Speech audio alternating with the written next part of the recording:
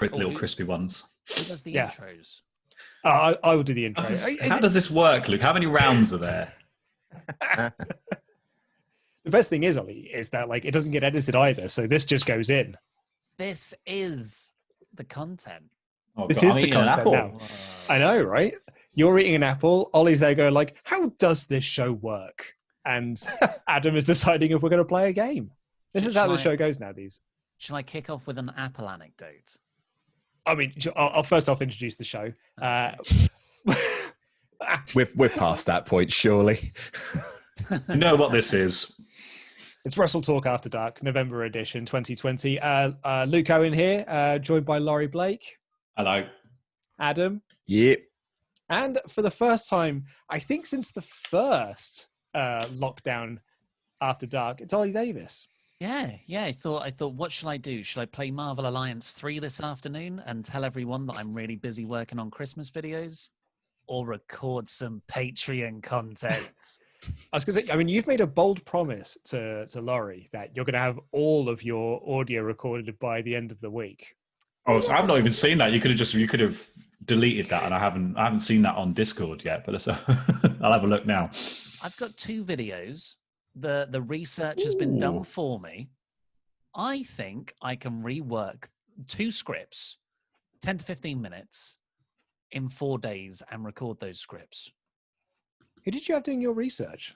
I got Liam and Brian, and I was on it from the moment everything was attributed. The workhorses. Like, hey guys, Yeah. how's it going? And of course they want to please me. Randy Andy Datson, who's rather out doing a walk instead of doing my research. Yeah, Datson's my researcher as well, and he's just pissed. He's fucked pissed off to go and help people. Yeah. Except me. And Jaunting you. around the countryside, the Bell End. Got Brian doing 2 of mine, who's very good. He's already on it. He's already done the 5-star match one. To go away from do the AEW one. That's because he just gets to write about New Japan, surely. Well, that's it. Bloody loves it. And Louis is doing my other list. Oh, he's off as well. Do you know what Louis doing to my family this week? What? I want to point out, Louis was meant to have got my research back to me on Friday, and he did not. What? Wait, what? No, what? Yes, right. So Louis is, of course, at university. He's doing his dissertation soon. He's studying politics, and he's going to do his dissertation on the state of the wrestling industry in the UK, how there's no governing body, how there's no sort of protections, all the stuff that came up in the speaking out thing. And my sister is an expert in those areas. Like, that's sort of her job. She used to be in the police, and now she does it sort of for schools and football teams. And yeah. He was talking to me about it, and I was like, "Oh, you should interview my sister. She knows how all of this stuff works and gets set up." So they've been WhatsApping back and forth. I spoke to her yesterday, and they're gonna have a Date? Zoom call. It sounds like a date for a socially distanced walk. No, and that's basically having a what Zoom. dates are these days, is just Zoom calls. Yeah. So apparently, this is from my sister. He's very formal. Did he wear a top hat? I mean, God, it's better that end of the scale than the other, isn't it? Yeah. Yeah, My sister was like, I just reply to everything with emojis these days. But Louis like, may I ask? She said he put paragraphs in his WhatsApp messages. So I do that too. To be fair, if you're sending a WhatsApp message that is longer than 10 lines, you absolutely break up with paragraphs, because that's a wall of text. No one wants to. Don't send that. Just send it in multiple texts. I just send it as, so you got like 3 notifications from me. I'll send every word as a separate message. Ding. That's just more alerts. When you were a kid and first time you ever got that. Well, I can't remember what network it was. It might have been Orange that did free texts to other people on Orange, and I remember as soon as that happened. Yeah. People would just send every letter of the alphabet one by one over the course of an evening, and it's like that's swept through my town. I was going to say, and back in the day as well, like my Nokia 3210, you only had like a certain amount of text message you could have at any one time. I think it was like you could have 12 text messages before like your inbox was full. You had to then be very selective of which text messages you started to delete. Which ones did you have on there? Because I had like 10 sexts and 2 from girlfriend. Oh, exactly. Yeah, and all the girls that you're flirting with, you got to keep those ones. Yeah. Go and Yeah, because otherwise, remind how do you yourself know what their names are? How you get exactly back to them? the dialogue you were having. Do you remember like the fact that the text messages, like if they were too long, used to be sent in like two halves, and sometimes Yeah. occasionally like the second half just wouldn't send, so you read there just like half a word like at the end. Gosh, we're old men. Imagine running out of credit these days. Like people would freak out. Like I went days without credit on my phone, and people thought I was dead. People thought I was dead. On a Saturday, I'd get the money from my paper round, and I'd use £5 of that to get Vodafone credit, and that £5 would then have to try and last me for the whole week until I got another £5 credit. So you'd be very selective with it because text messages weren't free; they were 10p each. So the way I thought about it was like, well, that's 500 text messages, right? That's right. That maths. You've already overthought this. He's got a little spreadsheet. I think so. No, it's no, it's 50. Yeah. Is it 50? God, yeah. I'm so bad at maths. This is why Luke was always out of credit. Gets to 49. He's like, I've got another 451 of these bad boys. Let's start the alphabet thing. A. Shit. Exactly. Yeah. So you had to be very selective of what you were going. Don't want to call anyone. That takes a way more credit than landline. Wait till you're near a landline for that. And hold on for me for the moment. I'm just going to take this quick call. What? We are being big leagued again. Luke is moving house in a matter of 3 weeks? I think he said he's going to complete, and all of a sudden he is business Luke. This is the second time he's interrupted this recording to take a phone call, and we can all see him still. I just can't believe that he is denying the people who pay good money on Patreon. Like that's the point. Like this is just a glimpse into our lives. That's what WrestleTalk After Dark is supposed to be, a glimpse into our psyche, everything that's happening in our personal lives. Like it's all there. It's all exposed. But Luke is just hiding it behind another paywall. You're gonna have to pay like £100 a month to hear to Luke's business calls. As he reads out his long card number. Sorry, hello. So we've just agreed, Luke, that you're not allowed to mute yourself if you take another business call. It's not a business call, though, is it? Like it's probably moving house. These are business of moving house and property. It's actually worse. These are personal calls that I'm taking on work time. Gasp. It's all right. I'm making a note for this in everyone's holiday planners. I'm just trying anything to chip away at the vast amount of holiday people haven't taken. Yeah. You were going to play Marvel Ultimate Alliance 3. Excuse me. So you've completed that, Laurie. You were playing. Yeah, I just play whatever Laurie played 4 months ago. I've found. Yeah, it's good. It's fun. How far have you got? I am in the dark universe right now. What is it? The dimension that Dark Dimension. Yeah. Yeah, dark dimension. Yeah. So about halfway through, I think. Yeah, it's a good game. It's fun. I mean, it's really hard towards the end. You have to like grind a lot of the characters up to a certain level, but it is really fun. I started playing Hades, so I think I'm slowly completing the set of all the WrestleTalk boys eventually, getting onto Hades. Luke, have you played it yet? No. I don't think it's on a console that I have. Get a Switch. It'll be on PlayStation next year. It's on PlayStation next year, which means I'll get it in 2022. It's a timed exclusive on Switch for console at the moment. Cool. I've played. Well, I haven't died yet. I literally booted it up yesterday and just be like, here I go. Do. Oh, I'm great at this. It is time to watch the Queen's Gambit though, so I just paused it and haven't gone back to it. But I haven't died yet, so I'm technically undefeated at Hades. Where did you get to? I'm in the third room. Doing brilliantly. Wow. Oh, in the third room. Okay. Yeah. Yeah, I think you're supposed to get there. Oh, okay. I think if you don't make tutorial. it, if you don't make it to the first person. Yeah, I haven't had any story yet. I'm just be like, oh, do a thing. Oh, okay. Oh, hi, Athena. How's it going? Okay, I'll have this upgrade. Don't know what it does. Don't know how do I deflect? And then I'm just beating fat ghosts to death. Yeah, it's fun. I haven't quite seen it. I'm sure there will be a point where it changes and I can't stop playing it. Everyone tells me that's going to happen, but I haven't seen it yet. Well, I think you get into 3 rooms in. Yeah, you dig into the mechanics of 10 it. minutes. Yeah. Grab me in the first 10 minutes or don't waste my fucking time. Right? No, you have to die. You have to die once for it to get its claws into you. You have to go. I might not. Hades. And I'm so good at it. That's Yeah, the problem. but even then, it's still you have to finish it multiple times to get the whole story anyway. So even if you don't just complete it. It's like, well, that's one and done. Off we go. I I'm might with not Adam play on this anymore. one. I might just delete it. Yeah, I'm with Adam on this one. Like that, the It's worth it. tutorial for Jedi Fallen Order is about 5 hours long, and I was like, it's taking too long to get to the fucking fireworks factory here. Luke, That was an amazing tutorial. It was like a movie. Yeah, it's well long though, isn't it? It did start with Mongolian throat singing as well, which was awesome. Whoa. I have played more of it since though. I've done a level. Done the first one when you go to that Jedi Temple level. That went to me fucking hours as well. Was that on your one day off this year? It was on my one day off this year. Actually, no, because I had another day off last week. But I didn't want to play it again.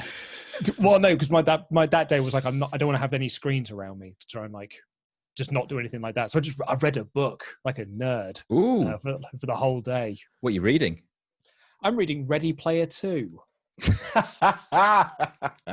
Is it I feel like that's as close to screens as you can get in a book form. Like it's just packed with references to screens. So Ollie and I were talking about this on the podcast the other week. Like I remember a time when Ready Player One was just a silly little book that some people liked, and it just had some fun references in it. Until the literature pricks got a hold of it, and it then became the cool thing to dunk on it. It was just a fun little book with a terrible lead character. So I blame said, Spielberg. I said Luke liked it before it wasn't cool. Which two fictional characters are currently having a chat? Captain Falcon was talking to Captain Planet.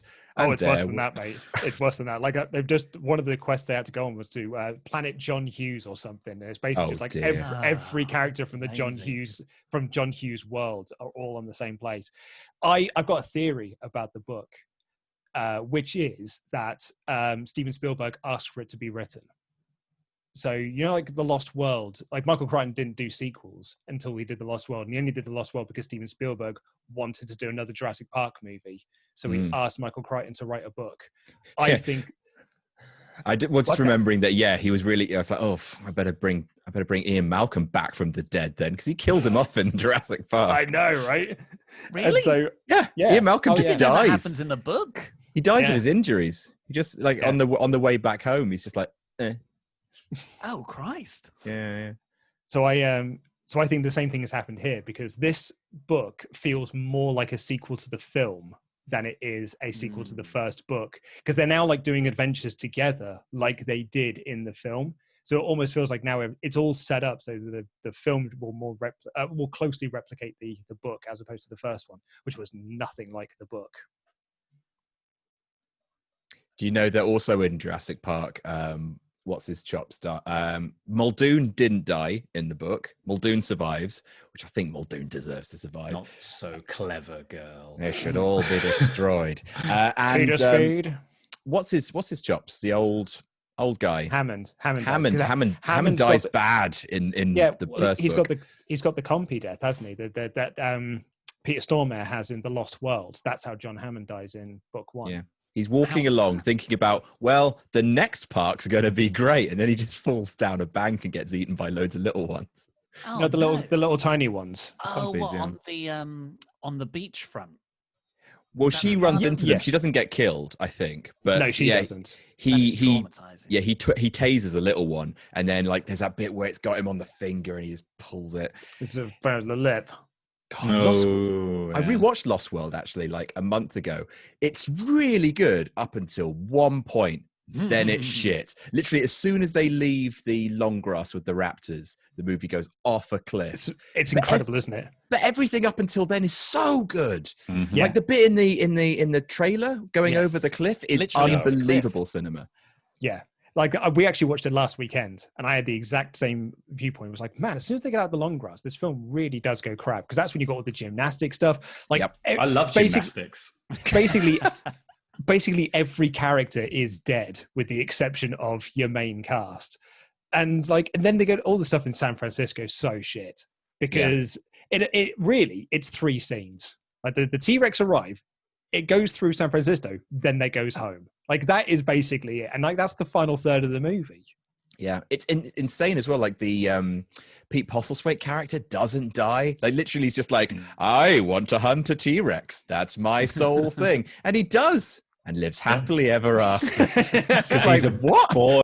Because he achieved his dreams. That's what Jurassic Park does for you. Yeah.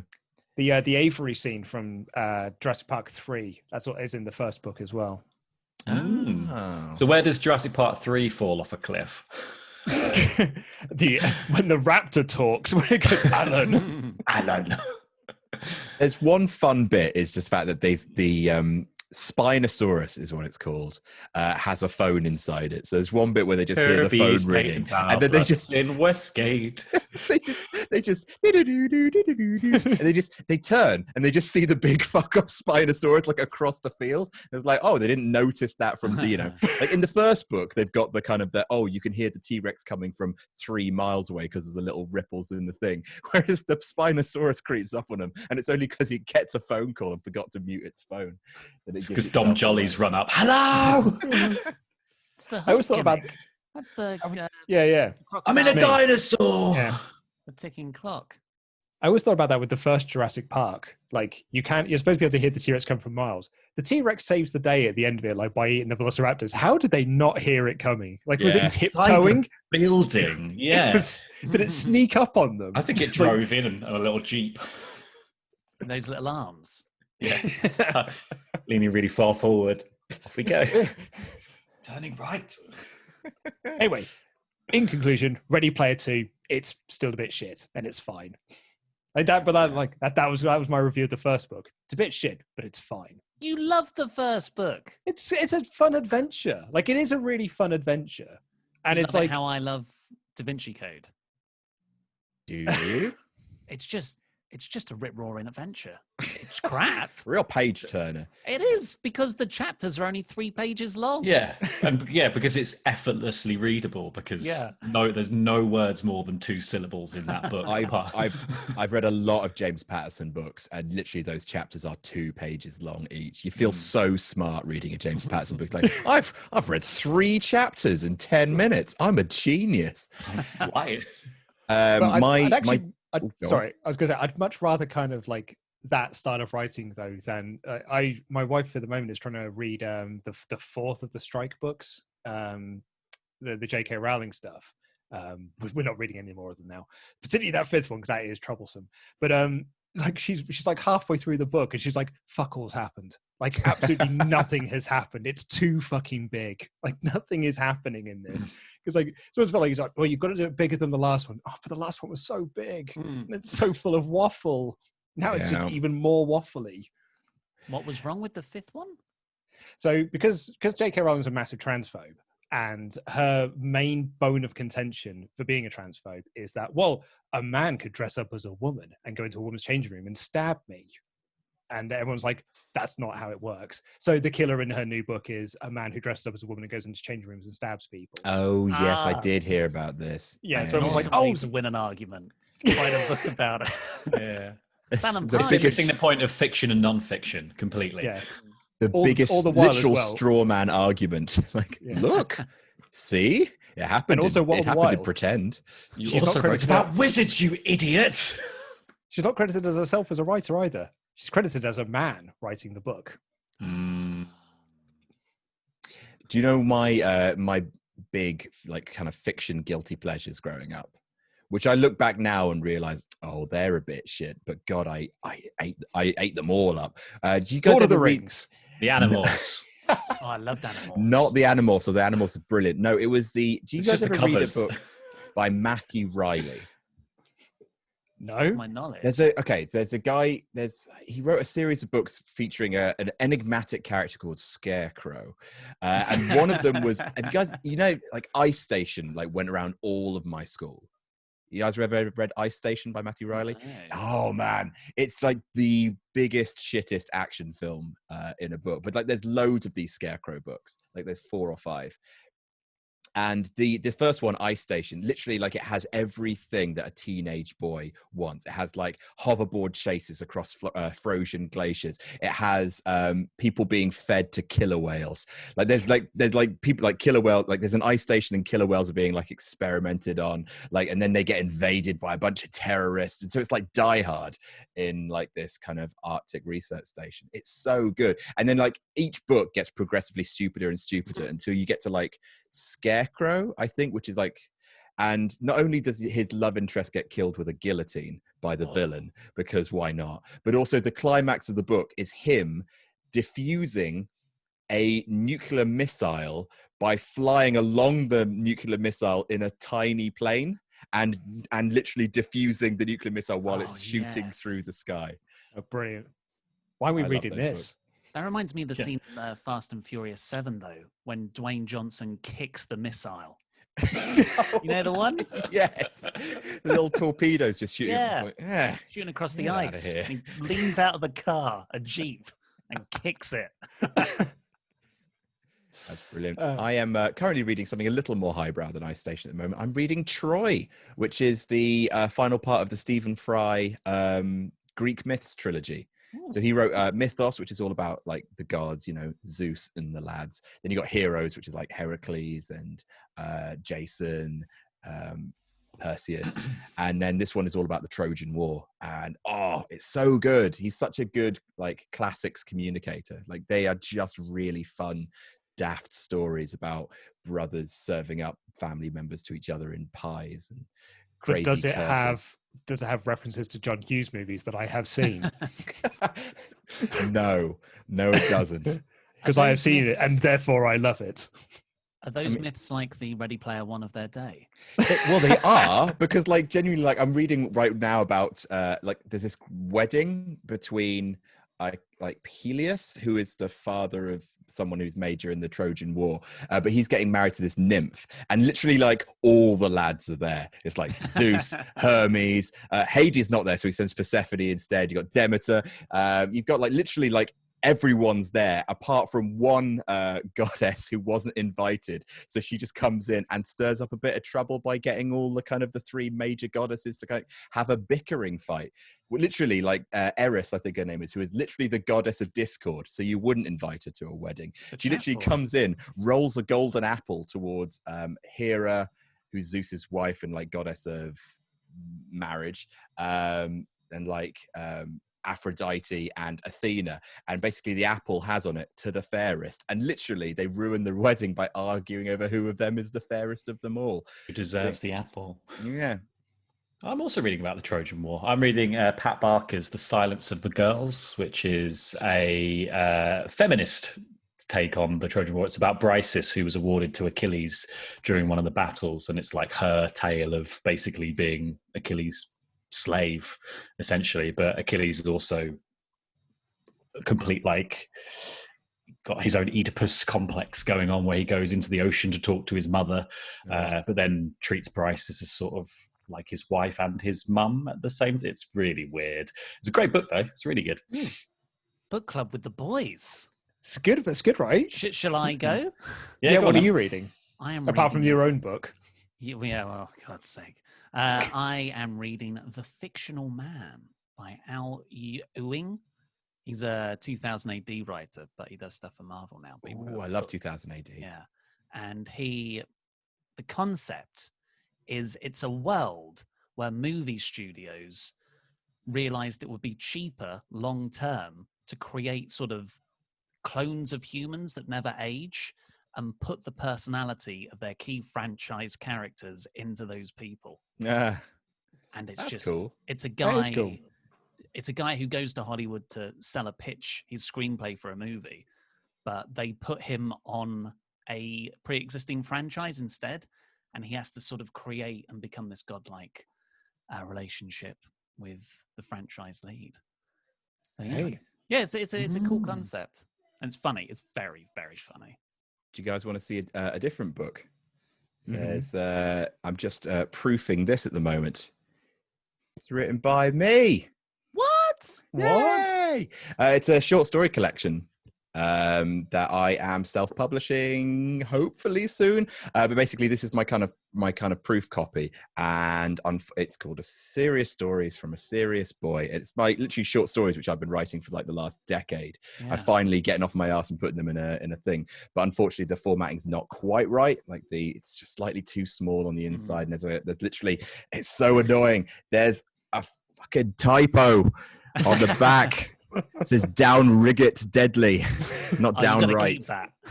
It's No. down Riggit Deadly. If Deadly. you want a quote from any of us for the book, it's Yeah. gonna be, this is downright. Down Riggit. Down Riggit Deadly.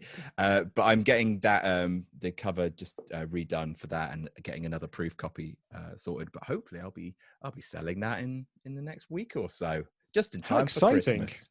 Yay! That snuck up. Yeah, Like well, a lockdown goal. well, I've had it pretty much finished for the better part of like a few months now.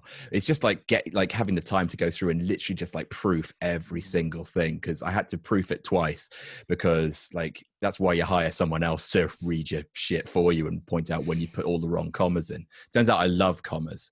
I use commas way too much. But yeah, I've had to proof that a bunch of times. Get the cover, get it shipped to me. Like it just takes so much time, and I've been a little busy. But yeah, I should have had this ready to go. But yeah, that'll be in stores hopefully in time for Christmas. Oh, In actual stores or just online stores? Just online stores. I'm basically self-publishing it, but it that's so easy to do these days. You literally just whack a link, and then if someone buys it, they just print off a book and send it. So you don't have to have any surplus or like kicking around your house. It's great. Which is actually what bit me in the ass with my book. That's why like some of my residual checks are for -$11. Because it's just unsold stock being sent back to the publishers. So I mean, I don't have to pay for it, but they still send me a check. They want to let me know that my book is worth -$11. Yeah. So really, like all told, it's made no money whatsoever. I mean, all the minus checks. I mean, dude, if you've still got the cover design and the actual file of the book itself, just whack it on like a site like Lulu, like print, and literally then if someone orders it, they just print the whole book and just gone to them in a week. Actually, nearly, I suddenly realized I thought I'd lost it because I had it all on this flash drive that's got like all like the original manuscript, all versions of the manuscript, and every single interview that I did for it as well, all the MP3s. And I just suddenly said that because I've had like 2 laptops since, and I was like, where is that flash drive? Where is the book? And I found it the other week, and I was like, oh, there it is. Thank God. I know, right? It was at the bottom of just this of a bowl with all of our keys in it. I was like, oh, there it is. Found it. The swingers bowl. Yeah. Well, but don't they? Because I was going to say, I don't know a single person who's had a positive experience going through a publisher or an agent or anything like that. And don't they still own the rights to that book, Luke? They will do. Yeah, I wouldn't be able to do that. And also, I'm stuck in a contractual loop with them as well, which is that they've got first refusal on any, like my next book that I write, they've got first refusal, which sounds great in principle, but only I didn't have a particularly great working relationship with them. I don't want them to publish my next book. So you either pitch them a book you really want to do, hope they say no, or you pitch them a book you don't want to do and hope that they say no as well. Because like, you don't want to pitch them a novella, something short. Yeah, didn't Van Morrison? He had a similar thing. So he just went into a recording studio and recorded like 50 minutes of drunken nonsense songs and submitted it to the record company. Sounds like most Van Morrison albums, to be honest. Last night. He's just released an anti-vaccine album. Have you heard it? It's amazing. No, I haven't. Oh no, dude! It's honestly, it sounds like he's just reading Facebook statuses because like they're not rhyme or anything. It literally just sounds like he's written a Facebook post and is now just reading it back to everyone. Oh no, anti-vax Morrison. Barbara says. I was going to say, Luke. Yes, mate. What if you wrote whatever next book you want to write? If you just did it, you said to the publisher that it was for your work and through the company. I don't know. Because then it's not like you're writing a book like myself, a WrestleTalk book or whatever. Yeah. It would be. Because I think what we did talk about once was just me doing it under a pseudonym. Yeah, that could work as well. Yeah. Such a Owen God, Luke. That is like J.K. Rowling. worse. That's a great pseudonym. It's just all like you hear it with all those industries though, like musicians and stuff. You think you've made the break because you've signed with a publishing company or a record label, and they just keep you in a contractual void for years and years and years. Yeah. Luke, if you wanted to write a sort of mystery thriller, you could go under the pseudonym Dan Riggett Deadly. Why do I reveal anything of my life to you bastards? When you did the proofing, did you read it back and go, I would have booked it better of your own stuff? I would have done a better book. That's what another draft is called. This is like one of these stories has won an award. Ooh. Yes. Guys, I don't know. Sorry, you got him. No, you got him. Oh, it's about a kid who's got a spider living inside them. Ooh. I was going to say, I don't want to bring the room down, but I was just trying to find those Van Morrison anti-lockdown songs. I've just found out he's actually doing a duet with Eric Clapton, who's also joined him in the anti-lockdown. Yeah. They're all my dad. It's called Stand and Deliver, and it's set to be released on December 4th. Eric's recording is fantastic and will clearly resonate with the many who share our frustrations, Morrison said in the statement. Well, that'll really show the virus, won't it? Yeah. He's doing this to fight the pseudoscience, is the quote. Because he knows best, obviously. Yeah. Who knows more about diseaseology or whatever it's called than Eric Clapton? The song as well, the Van Morrison song is called No More Lockdown. That was the name of the song. Didn't even think of a metaphor. Artistic, yeah. Anyway, right, do you want some questions? Oh, yes. Yeah. Brad, Lloyd, what are you having for dinner? I'm having a pizza. It's my favorite shop bought pizza. Oh. It is the Pepperoni Delight double pepperoni with a cheesy garlic stuffed crust, and I'm buying a little pot of extra garlic and herb dip to kind of dip all the little ends, the little crusts inside. Like, I always feel terrible after eating it, but I can't. Sounds wait. like it. Yeah. Garlic on the inside, garlic on the outside. It's like the garlic dime bar. Yeah. What supermarket's that from? That's a Sainsbury's. Yeah. Pizza. I knew the one. Yeah, it's good. It's good. Co-op. Yeah. Co-op's the best. Co-op? Yeah, honestly. Co-op stuffed crust, double pepperoni. Really? Interesting. Is that the tomato stuffed crust, or do they have like a kind of cheesy stuffed crust? Cheesy stuffed crust. But that whole like bolognese sauce stuffed crust that Chicago Town do. Ugh. Oh God! Nah, you should never get a stuffed crust frozen pizza. Oh, it's like a stuffed crust full of bolognese. It'd be like biting into someone's colon. That's horrible. Yeah, it was one of the worst experiences my mate has ever had. It really stings when you take a risk on a pizza and it blows up in your face. Yeah, it's the worst. Do you remember when Pizza Hut did their cheeseburger stuffed crust? I never had one, but I really wanted one. Actually good. I got one. I love pizzas, by the way. I don't know if you know this, Adam. It's your cheat meal, isn't it? Yeah. Me and my mate went to see Progress. This would have been before WrestleTalk. Because you liked it before it was cool. I liked it before it was cool. And we went back to Az, and we'd had the whole weekend planned for weeks. And we're going to go back after wrestling, after getting really tanked on beer. And then we were going to have the cheeseburger crust. And I fold inwards. You fold down usually. And I was doing that. And you can't do it with the burger because you've got an actual cheeseburger at the top of every slice in the crust. I was like, This is terrible. Why did we do this? I can't see because there was so much fat in my eyes. And I looked over at Dan, and he was folding it the other way.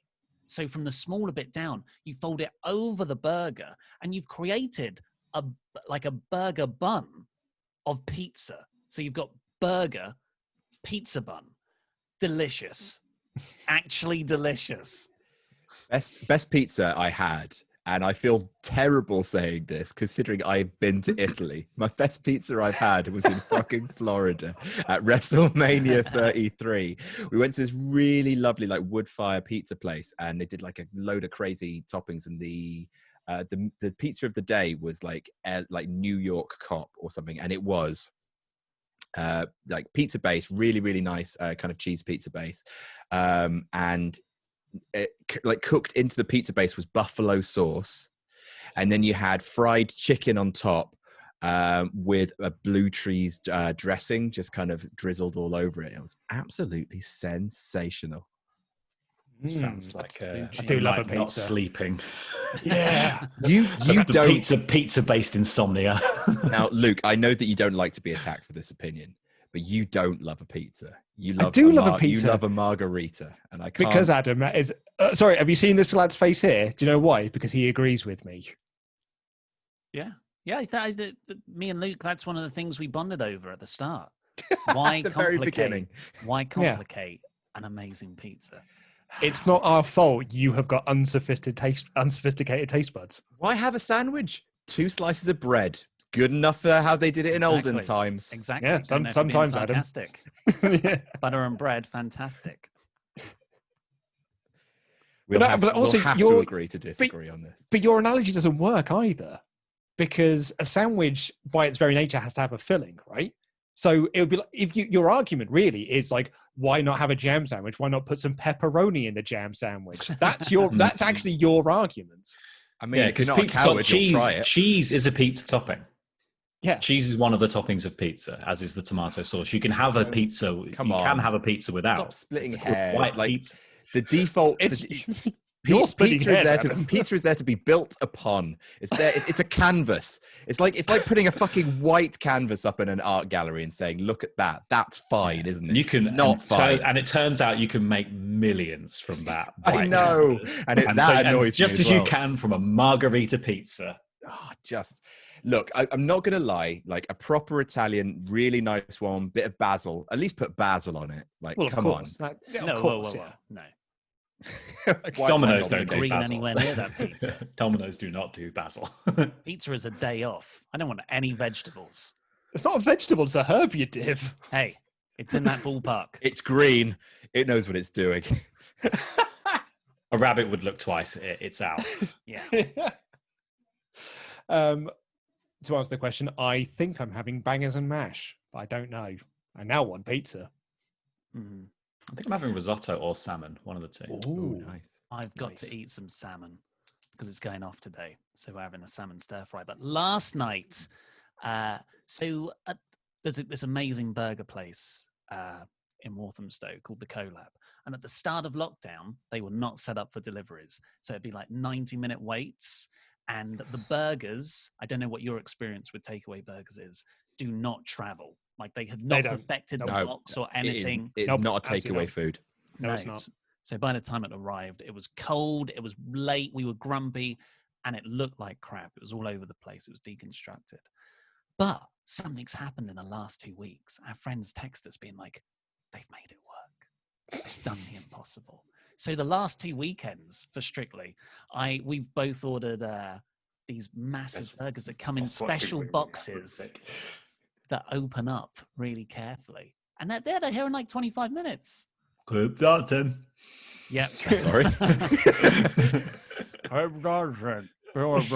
Very good. There's nothing worse than when you order a burger and then one side of it looks normal and the other side of it is completely flat.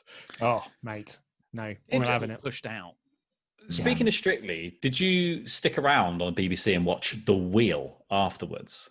What a shit show that is. Yeah, isn't it? But I so excited I absolutely loved it. I thought it was brilliant.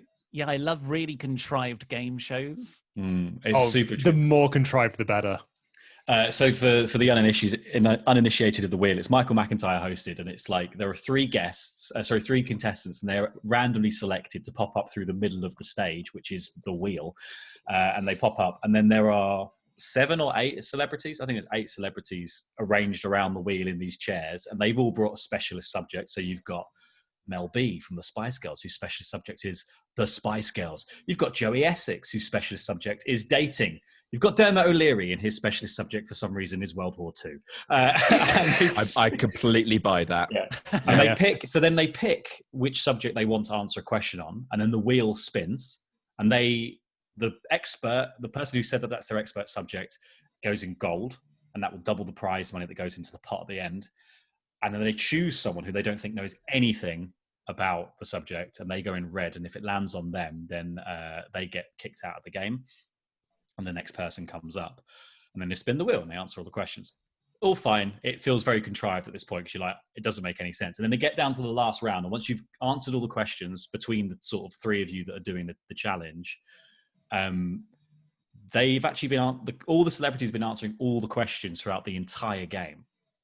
And they rank them. And so then the person at the top, if you choose them to help you answer the final question for the game, your money is halved because they're the best player.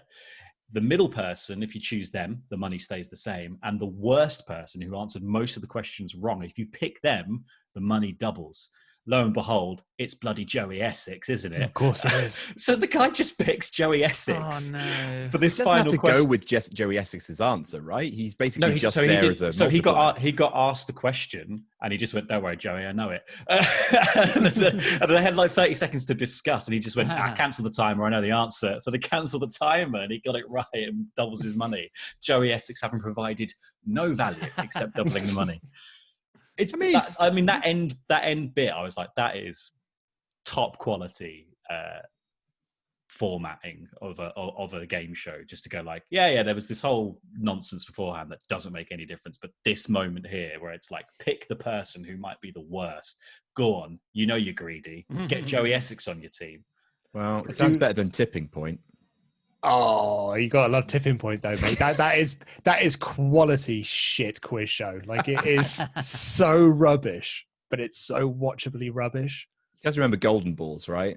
Like, Jasper Carrot? That's the original stupid, complicated game show that I'm convinced gave birth to Number Wang. Golden Balls is impossible to explain. As someone who literally spent a few years of his life being a professional board game rules explainer, Golden Balls is a fucking nightmare. It's proper rubbish. And I do love when you sort of randomly stumble upon a terrible TV show that you're just like, well, this is awful. What a terrible format. And then you find yourself watching the whole thing. We, a few Fridays back, found ourselves watching that Five Guys a Week.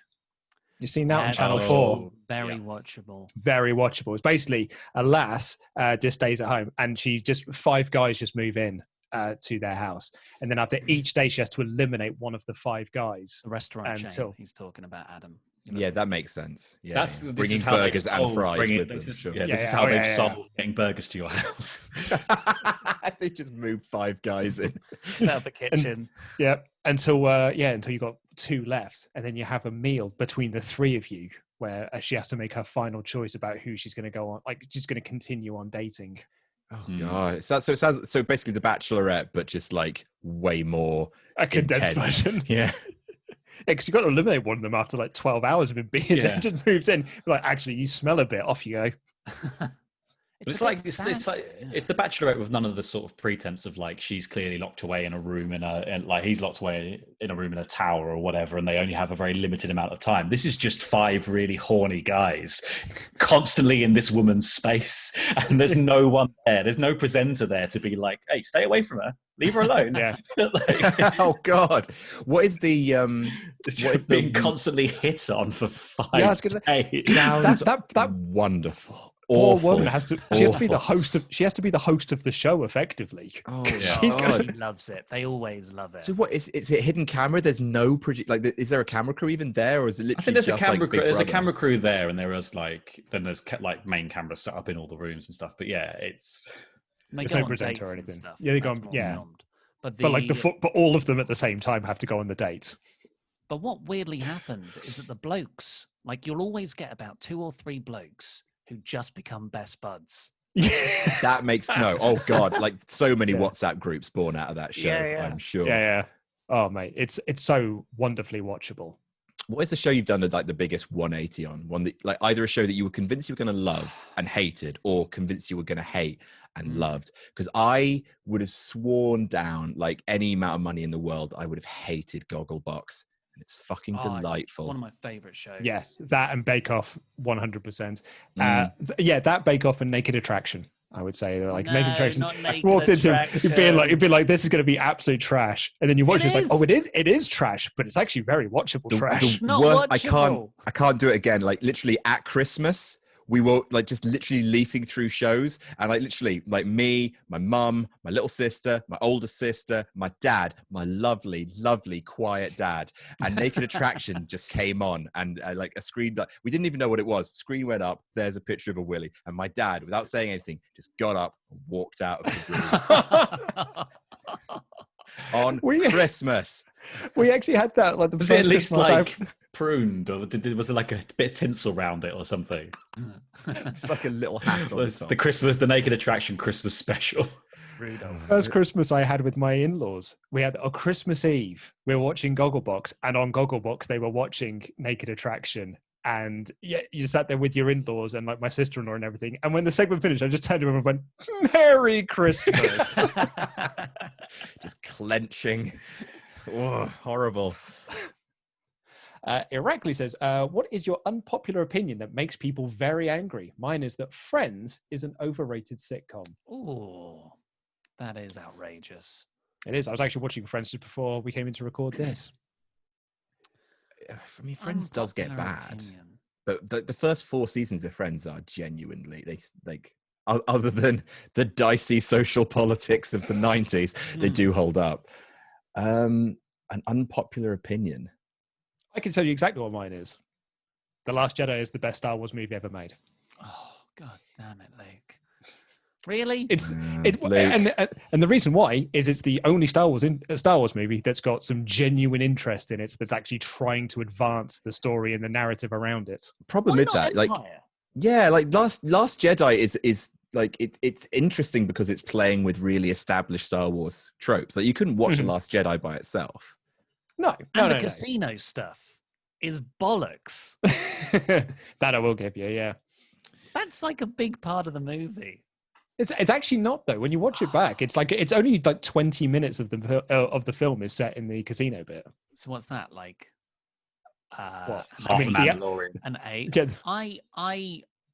I've changed my opinion on Last Jedi, because when I watched it, I was like, but then I rewatched it after, or just before Rise of Skywalker, and I thought, actually, no, that is really interesting. There's some beautiful imagery in it. Yeah, it's an for sure. It's like the most It's the most interesting Star Wars film, for sure. That's the better way to put it. Of the prequels and sequels, of all of them, they're just all shit. Like, of all of them, really. I mean, like, I guess Empire's plotty, but it's not really that interesting. I guess, like, the stuff in Cloud City be just like, oh, Lando, how could you? But you know, I like the last Jedi. I was watching a Red Letter Media thing of it, and they said if the Last Jedi ended with Kylo Ren offering a hand to Rey and saying, "Join me, we'll burn it down and make a new thing." If the film ended there, I reckon everyone would have loved it. Absolutely not. It still would have got, because there would have still been those toxic people that would have trashed it no matter what, and the people who sort of, I think, drastically misunderstood, because as soon as the people who really hated the movie and really dog on the movie are those people that were like, no, Rey is the daughter of Luke, like, that is the plot that it needs to be. So as soon as you say Rey is no one, they're like, well, this film's fucking stupid, it makes no sense now. I think that might be a bubble way of thinking, because everyone I know, like, you know, people I've spoken to, they're just like, no, I just didn't think it was that good. I think they, like, a lot of people didn't like Poe Dameron in that movie. A lot of people also didn't like the treatment of Luke as well. Oh yeah, like, the comedy in the movie does not work whatsoever. It's really awful. Yeah. Oh, so awful. Like, really bad. They're trying to do Guardians. Oh yeah, exactly. Yeah. Minutes. Yeah. That phone call bit is I hate it. Oh, it's so great. Like, start the movie with that. So I know. Imagine all the people, like, that happens, and I was one of them. Like, okay, well, this has got an uphill struggle now. Yeah. At least it's better than Rise of Skywalker, which is... Oh, it's awful. Like, so bad. I don't mind Rise of Skywalker. No. Like, that's a Sith planet. There's a Sith planet in the first one as well. Yeah, but in this is Force a better Awakens. one. It's a bigger one. My favorite thing sort of about the Rise of Skywalker is that like Luke's whole mission in A New Hope is to get off Tatooine. So Rey's final act is to take his lightsaber and bury him on Tatooine so he can never leave again. Like the thing about Last Jedi, right? Is like the reason why Last Jedi is a bit of a dodgy watch is literally like it's pacing, tone, plot holes, and like Just like a few. an major ending parts. that should not be there. The stuff on Hoth makes no sense considering what the rest of the film is trying to do. They just have to put a thing on an ice planet because it has to be like Empire. But like conceptually, like it's so annoying that basically Disney basically linked, oh, all of these structural mistakes must be also conceptual mistakes. So we have to backpedal on every single interesting concept in The Last Jedi. Because that is what people didn't like. No, it's just because the film is super lopsided and like really hard to feel anything for. Because, like you say, Poe Dameron's doing goofy shit for no reason. You know, like they're locked in a chase, which they can't escape from. Apart from Rose and Finn, they can escape. Zip, zip, zip, zip, zip through light speed. They go. Doesn't matter. The casino stuff, it's so like. Yeah, I'm sort of in agreement with you, Luke, in that the best Star Wars film ever made is buried inside The Last Jedi. Yeah, but you got to really try and find it. And I understand if you don't want to do that hard work. Yeah, I just think it is the most interesting of the Star Wars movies. It's the one that actually tries to do something a bit different. I think Disney's biggest problem they had with the sequel trilogy is that they did not have a start and end goal in mind. Or at least if they did, they needed a Kevin Feige there to be like, here is where we're going to start and here is where we're going to end. And here's how we're going to connect all of this together in a very sensible three-act story. So what they did was just like, JJ, just make New Hope again, if you don't mind. And then Rian, you can do whatever you want. Oh no, people didn't like that. JJ, just I don't know, make the Ready Player One of Star Wars movies. Yes, yes, that is exactly what it is. Yeah, there's no time for you to feel anything. There's plot to happen. Here's a disc that will pay off later. Like there's a moment you never see their face. There's a moment when they kill Chewbacca, right? Like he's on that ship and it blows up. Yeah. So you as an audience member would be like, oh my god, they killed Chewbacca. Like the very next scene they show you he's alive. I'm like, well, okay, well. And then the very next scene after that, Rey finds out he's not dead. So what was the fucking point? Like Agreed. My unpopular opinion is that, and I didn't think it would be unpopular, so I started telling people it. Mulan's fine. It's fine. Like the Disney Mulan is fine. I don't think that's unpopular. Like Mulan has Mulan's one good song and then a slightly boring film around it. It is so lightweight. Like there's so little happens. Donny Osmond's song. Oh. I've not seen it. I've never seen Mulan. It's fine. Like there's a bit at the beginning. Sun on your cow. There's a comedy bit where Mulan sets fire to a lady and then she goes off to war. And then there's a really good song. And then there's a fight. And then it goes to the end. And then there's another fight and that's it. Yeah. I always thought Mulan was the most interesting one, though. It's you people's fault for not doing the hard work to find the beauty in Mulan. The best Disney movie is buried in Mulan. That's. I couldn't think of one, but Adam just jogged my memory because I made Anna watch Frozen and Frozen 2 for the first time. She'd never seen them before. I much prefer Frozen 2. That's wrong. That's objectively wrong. Yeah. Absolutely. Can't get on board so with good. that. I think Into the Unknown is a more complex song. I think Olaf's character arc is a lot more interesting and funny. I think I'm not saying the first one's bad. I love the first one, and also that scene where Elsa has to run into the waves and she keeps getting pushed back, and then she gets on the horse at the end. So what you're saying is that it's a better movie because Into the Unknown's a better song, The Snowman, and that one scene with the wave. You want me to give you more? That was in the trailer. You want me to give you more? What's the film about? The film is about growing up.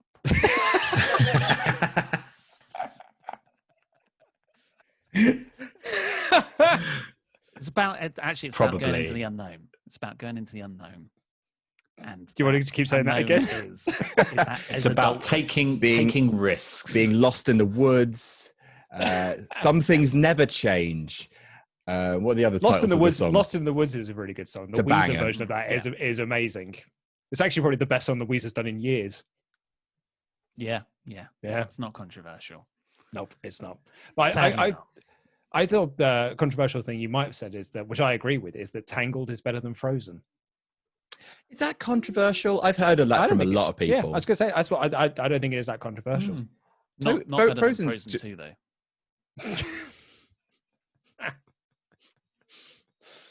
What's your unpopular opinion, Laurie?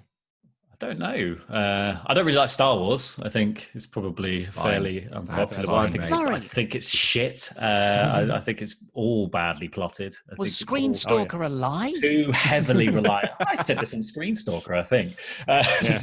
Too heavily reliant on magic and coincidence to make all of its stuff work. I think all of its comedy characters are shit. I like them.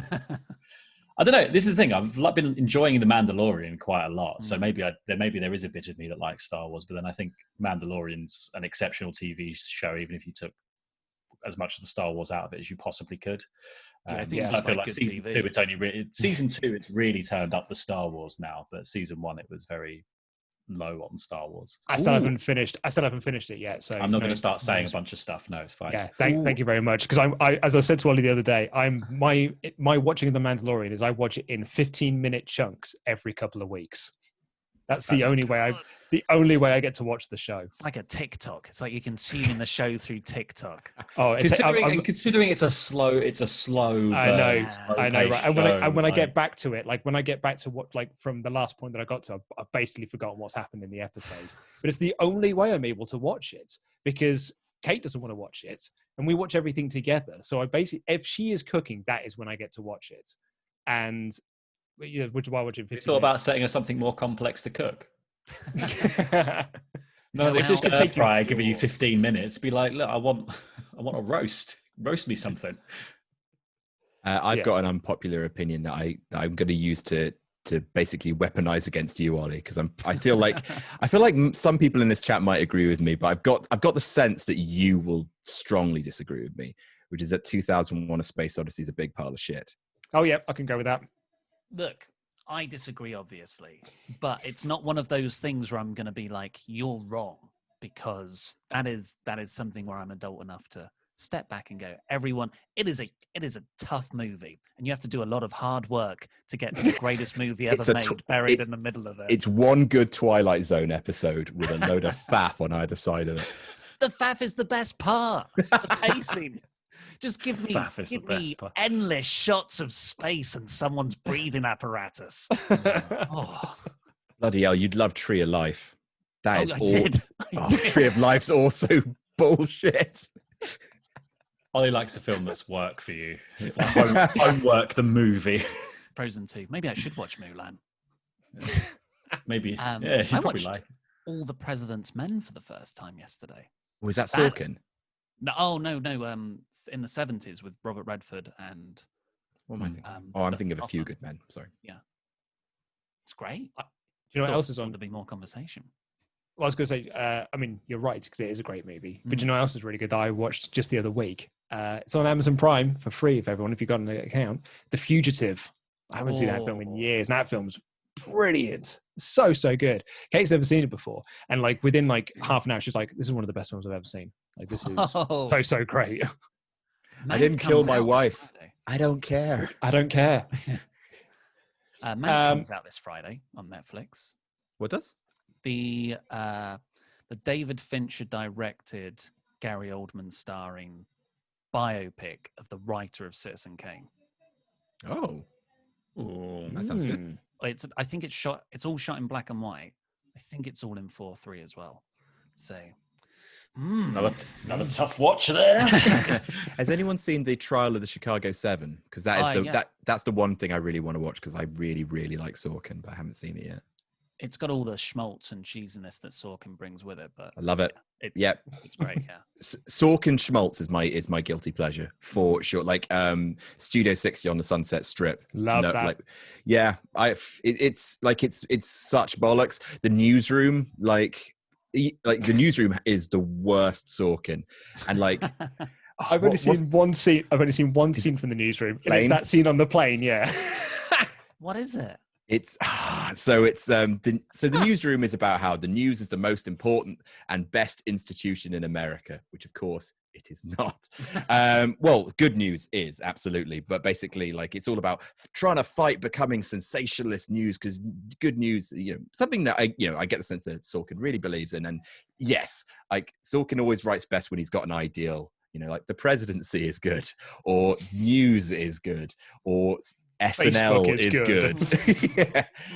But there's one scene on a plane where everyone's sort of like bickering, and I believe they're like about to be kicked off this plane because one guy won't stop being on his phone or some janky shit or something like that. And then they see some news, and then one of the guys talks to the pilot, and he says, "Sir,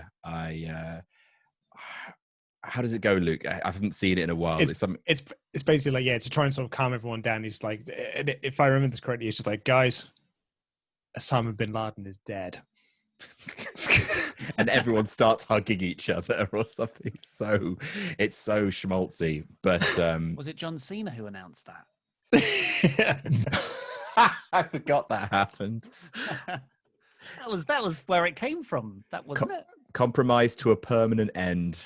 Yeah. I remember once when I when I was still on Facebook, the night of that pay-per-view, because I watched that pay-per-view live, and I remember putting up a Facebook status that was just like, "Oh my god, what a night! Like Christian won the world title, and Osama bin Laden's dead." And my first comment was someone going like, "Fucking spoilers, mate! I haven't seen the pay-per-view yet." Two very linked questions here. Frank said, "Will the Christmas special be virtual?" And Dan says, "Can you share any information on the Christmas episode?" Santa Claus is very curious. There will still be a Christmas special. We're just going to be doing it kind of like this, I suppose. It's going to be awkward though, because I kind of want as many people on it as we can have. But how will we decide who talks when? Well, I think we just said we were going to do, like, as one of the segments was going to be all of us doing our Secret Santa presents. Mm-hmm. So, like, the whole team will be on for that portion of it, but the rest of it would just be the sort of main cast, so that we don't have to compromise having 30 people on a call. Yeah. Everyone trying to talk at once. Cool. Yeah, but it will be virtual, unfortunately. Yeah. We were to get together. There's too many of us now to fit in that little studio room, and there were too many of us last year. Oh my god, it was so. It was so hot. Yeah, Pete spitting over the microphone because something made him laugh, and he just spat out all of that apple stuff. Oh my god, well, it was so sticky. Have a big one. A big one. No, he'd already spat all over the mic by that point. Oh yeah. You did something to my Guinness as well, Laurie. No, you did something to your Guinness. It was all shook up, and you tried to open it a little bit, and it kept frothing, so I squeezed it a bit. Yeah. Charlie says, "Hey guys, what's the best wrestling-themed Christmas present you've ever received?" I can answer this one. Ollie bought me WWF Forcible Entry on CD for the very first Christmas show that we did together, when it was just the two of us. And we drank 2 bottles of wine together for the Christmas episode. What a day that! And I had to go to the theatre after that because it was my birthday. It wasn't really. That's not really Christmas themed though. Oh yeah, I suppose that's the best. Well, okay, then I don't have anything wrestling themed that I got for. Neither do I. No, I kept the fact that I like wrestling a strict secret from my family. They never got me anything. Yeah, I didn't. The only thing I've got recently, and it's only since I started working at WrestleTalk, was my stepmom bought me a WWE branded towel. Oh, was it one of the John Cena cum rags? It's not. It says Ready, Willing, and Gable. No, it's just a big WWE branded towel. She just it was always the thing when we were growing up. If you said you liked something, then you just got tat related to that. And despite the fact that I am now a 32-year-old man, and I keep saying I don't want anything for Christmas, let alone a big pile of tat. Please stop buying me tat. I'm still getting stuff. Like when I was a kid, I mentioned that I liked Face Off. And so she assumed that because we'd been studying it in media studies. What a towel. What a towel you must have got. I talked about it. It was an incredible towel with Nicolas Cage's face on. But I just got every Nicolas Cage film that was obviously like in HMV at the time. It's a great present. But they had to be of a certain, like, she didn't really believe in £15 DVDs or whatever they were at full retail value. So they had to be whatever was in the sale, which meant it was like Snake Eyes and things. I never got The Rock. I never got Con Air. Like, I only got the shittest Nicolas Cage films. Wicker Man, 2006. To get burned. How to get burned? Oh, the bees! My legs! You're breaking my legs! He hits so many women in that movie. Yeah. That's basically what the majority of the film is. It's just him dressing up as a bear and punching women in the face. The bit that everyone forgets about from that film, which had me when I saw it in the cinema, like it destroyed me for minutes. Like I almost had to leave the cinema. Was when he's on a boat going to the island and he turns and sees like a ghostly form of a little girl just like standing on the balcony looking out to sea. And then during that same flashback, she gets hit by a lorry on a boat. What? Yeah. Like he's looking out the window and he sees like this little girl, like, you know, just standing at the railing, looking out to sea. And then across the frame wipes this huge lorry that hits her while she's on the boat. It was unexpected. So terrible. Oh. Have you ever had that moment in the cinema when the audience has just like uproariously laughed at something that wasn't meant to be laughed at? Yep. I went to a press screening of The Boy Next Door, the Jennifer Lopez erotic thriller that came out a few years ago, where she is a teacher who sleeps with the boy next door. It turns out he's underage. And it's like there's actually a sort of a kernel of a good movie in there, but you've got to work for it, and it doesn't quite come together. But at the start of the film, she gets given what she says is a first edition of the Iliad.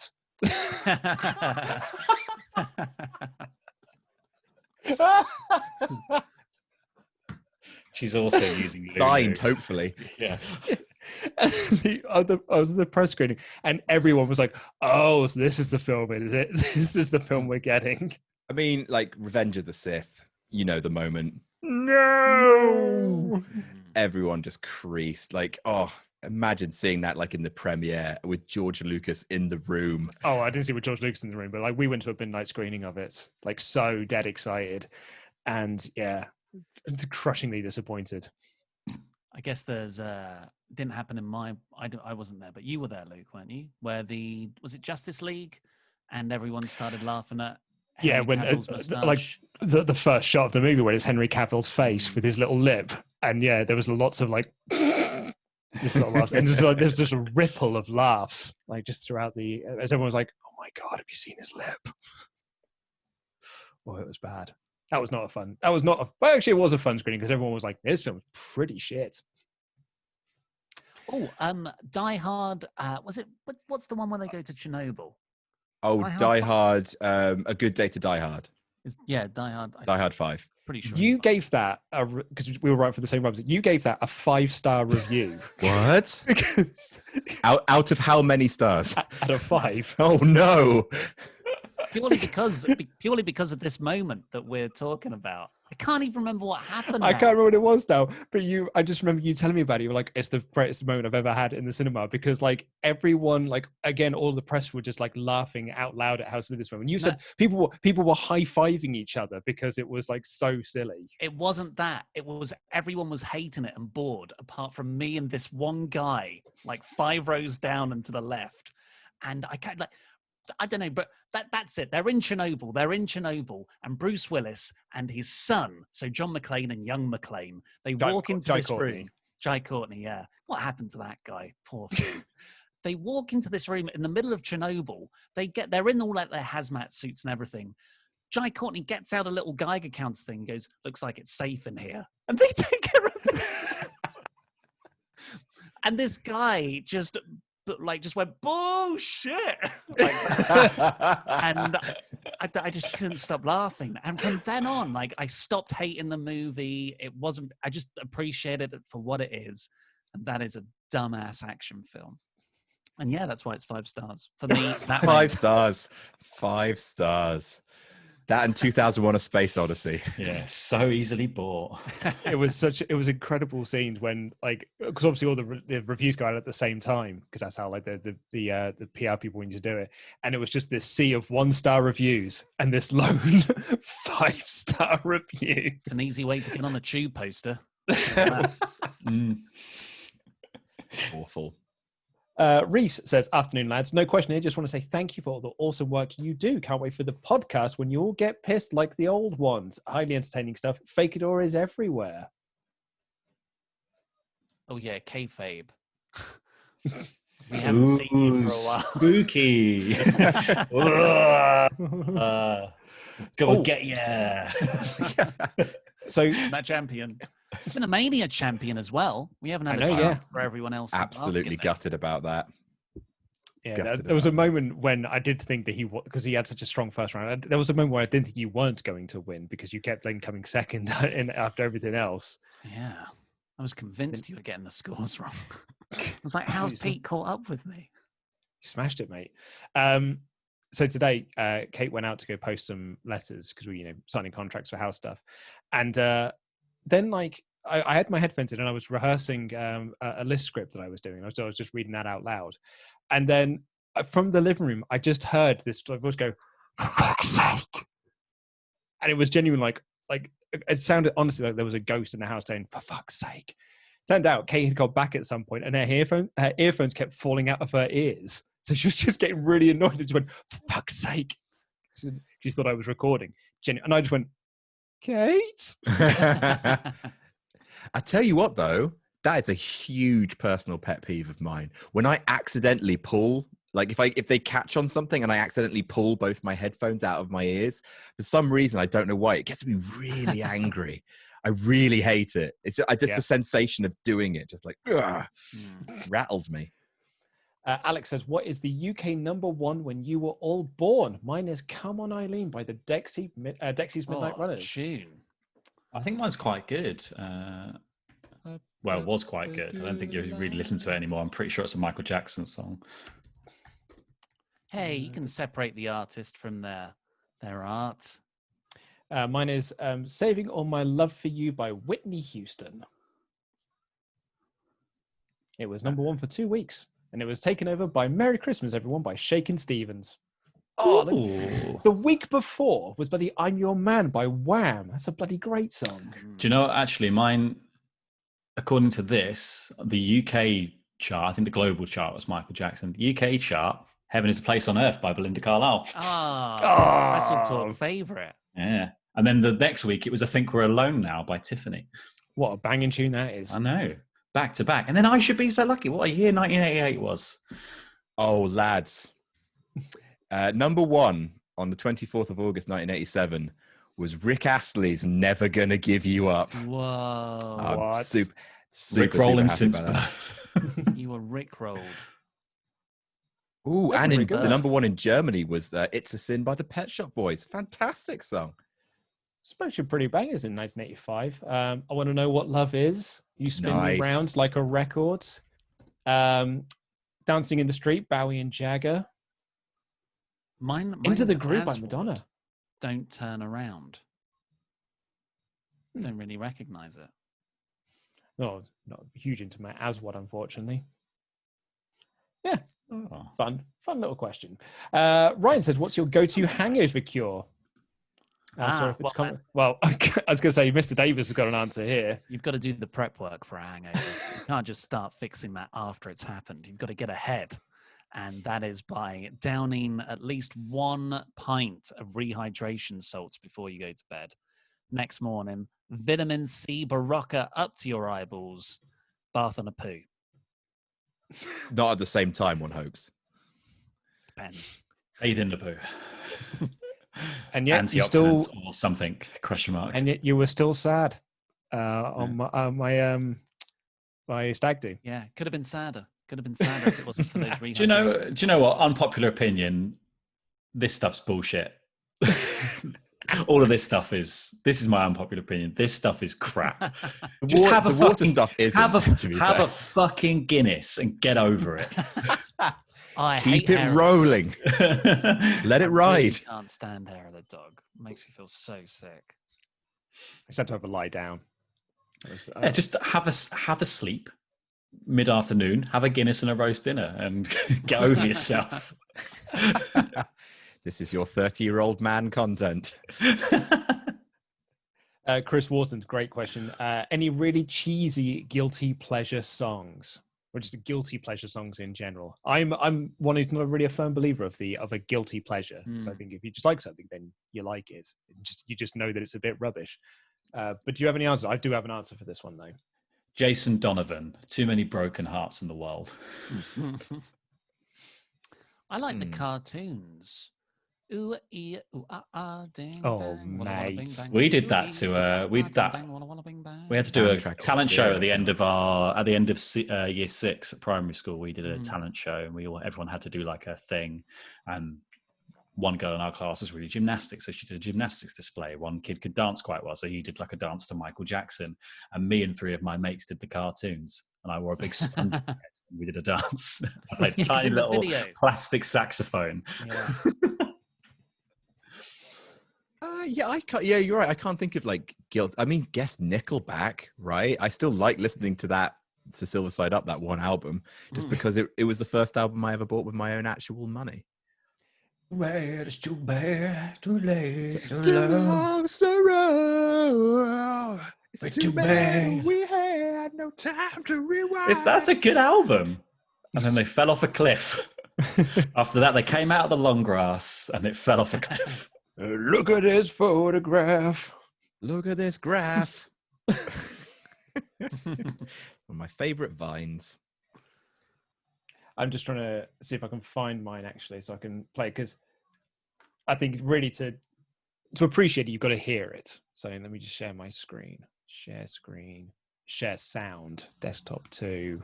So this is. Oh man, I've got to sign in.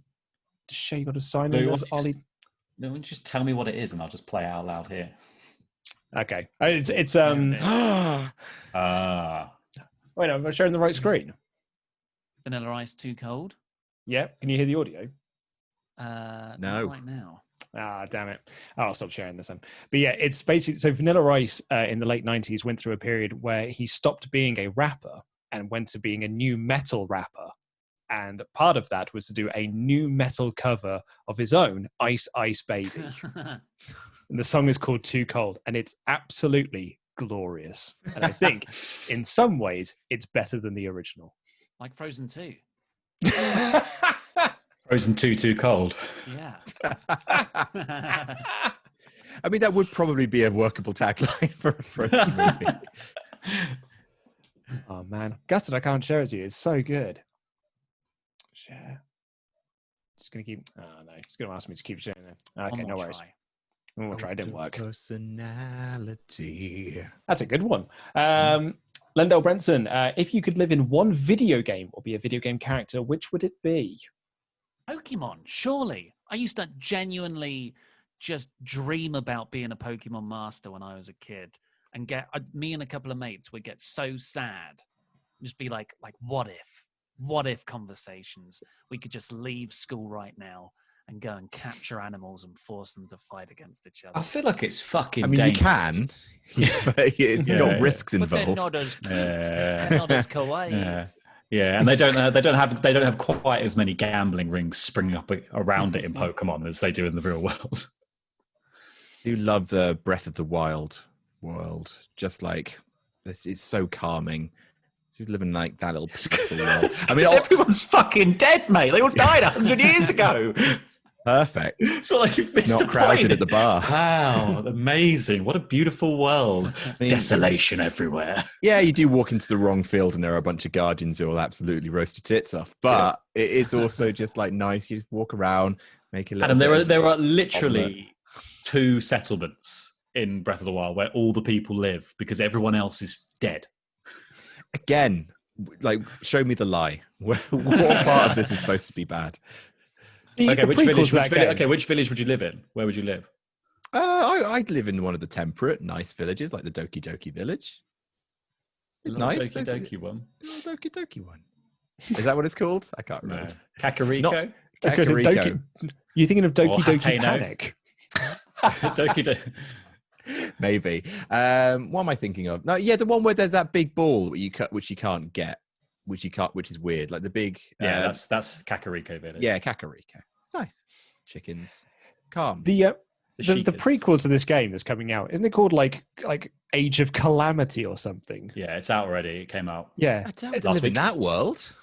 Well, I was going to say, like, I'm glad that this game exists. I don't know if I could go with the name Age of Calamity. Like Wile E. Coyote has calamities. Sounds I like a don't- Jerry Lewis thing, doesn't it? Mm. Yeah, it doesn't sound like this big epic thing. This and 100 years ago, a calamity happened. No, that's Ganon. He's the calamity. Calamity Ganon. Calamity Ganon. Calamity Yeah, Things you Ganon. got love- wacky. I know you love Zelda, but Calamity just doesn't have that same. Gravitas. Yeah, Yeah. but he's also a big flying smoke pig monster, so I don't think it matters. No, he'll And it's wreck, fine. he'll It's wreck your shit no matter what it's it's called. goofy as fuck anyway. And that's all fine. I He's just a- he's- wouldn't use the word he's- calamity. He's smoke with a pig's face. It's like there's no two ways about it. It's Zelda. Like Fantastic Four 2. Hey, if you look Oh, close enough, gosh. you can almost see Galactus. What other worlds are good to live in? I mean, like I remember, I really like the world of Final Fantasy X. I remember that was a good one. Blitzball. Yeah, I'm just trying to remember. Are there any just like nice, pleasant worlds to live in? Yeah, Well, Viva stuff like- Pinata. Fallout would be cool, but it would be horrible at the same time. Live in I think just be dying of radiation sickness. yeah, like, there's the rad whole roaches time. everywhere. But I really enjoyed playing it from a distance. Well, this is the thing: is I think we are almost the wrong people to ask about this because we're all in our 30s, so we don't want anything that's too labor-intensive or action-orientated. Like, I love the world of Doom. I don't want to live in it because that seems well scary. Yeah. What about Spider-Man and just go live in New York? That's fine. There you go. That's the sort I'll of take answer I'm that. after. Yeah, completely normal. But you'll be living in a world where superheroes exist. And super villains. So that's cool. True. Bit Yeah, more that's- dangerous though. you know. Yeah. Just stay Trying to get indoors. every damn spider to bite me. Bite me, spider. So Right. much gangrene. Die of poison. Ryan Kendall said, "What's your worst wrestling opinion?" Jeff Hardy's wank. Yeah, I'm with Laurie. Me and Laurie, this is our margarita pizza of opinions that we bonded over. Yeah, Just Jeff don't get Hardy, load of shit. Mhm. Does the same three things. Hurts himself. Boring. I mean, like mine's always been Brock Lesnar's the best thing going. But, I had one on Wrestling Daily recently, which is the outside of his first and current year, Randy Orton's fucking boring as all get out. is that That's uncommon? fair. That's a fairly this common year. opinion, though, right? I don't know. I think got Brock roasted for it on Lesnar's- Wrestling Daily. I got roasted for it on Wrestling Daily. Really? Yeah. Yeah, but Alex and Louis, they love WWE. I was it's like name me a really interesting Randy Orton match outside of the hardcore match with Mick Foley. Who else was as True. well saying that all good Triple H matches have stipulations? I don't know, but that's true though. Mm. Hmm. Yeah. He's so like unconfident in his own ability, but he is also really, really confident. Yeah, he's a got to have the longest fascinating- match at WrestleMania, Yeah. even Like, when I it really- doesn't need to be. I really think Max Landis hit it on the head with that everything is wrestling sort of video essay on him. Mm-hmm. Oh, And what a I haven't bold seen that move in as well years. to have your IMDb in production list printed on a T-shirt, and none of the films happened. It's a bold move, isn't it? It's a bold strategy, Carton. We'll see if it pays off.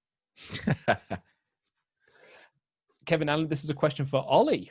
What are some of your favorite films you saw while doing your masters? Oh, my masters. Well, I was very into sort of Michael Haneke movies. That's what my dissertation was on and stuff. So yeah, it would be just his over. Oh, I tell you what, I've got. Oh, I hate funny games so much. No way. Again, like you're entitled to that opinion. People walked out of the premiere. It's not even that. It's just like just keep turning to the camera and saying, "Wouldn't it be terrible if this happened?" It's like, yeah, it's happening. Imagine if it happened though. It's like, shut up, movie, piece of shit. Continues. Loved the Southland Tales shout out on the recent Quizlemania. A lot of people hate that movie, but it's awesome to know someone else is in a cult following with me. Love you guys. Keep up the great work. Jam that jam. Yeah, it's a pile of crap, but it's also genius. Luca 21. Hi guys. Who do you think is going to win the Rumble?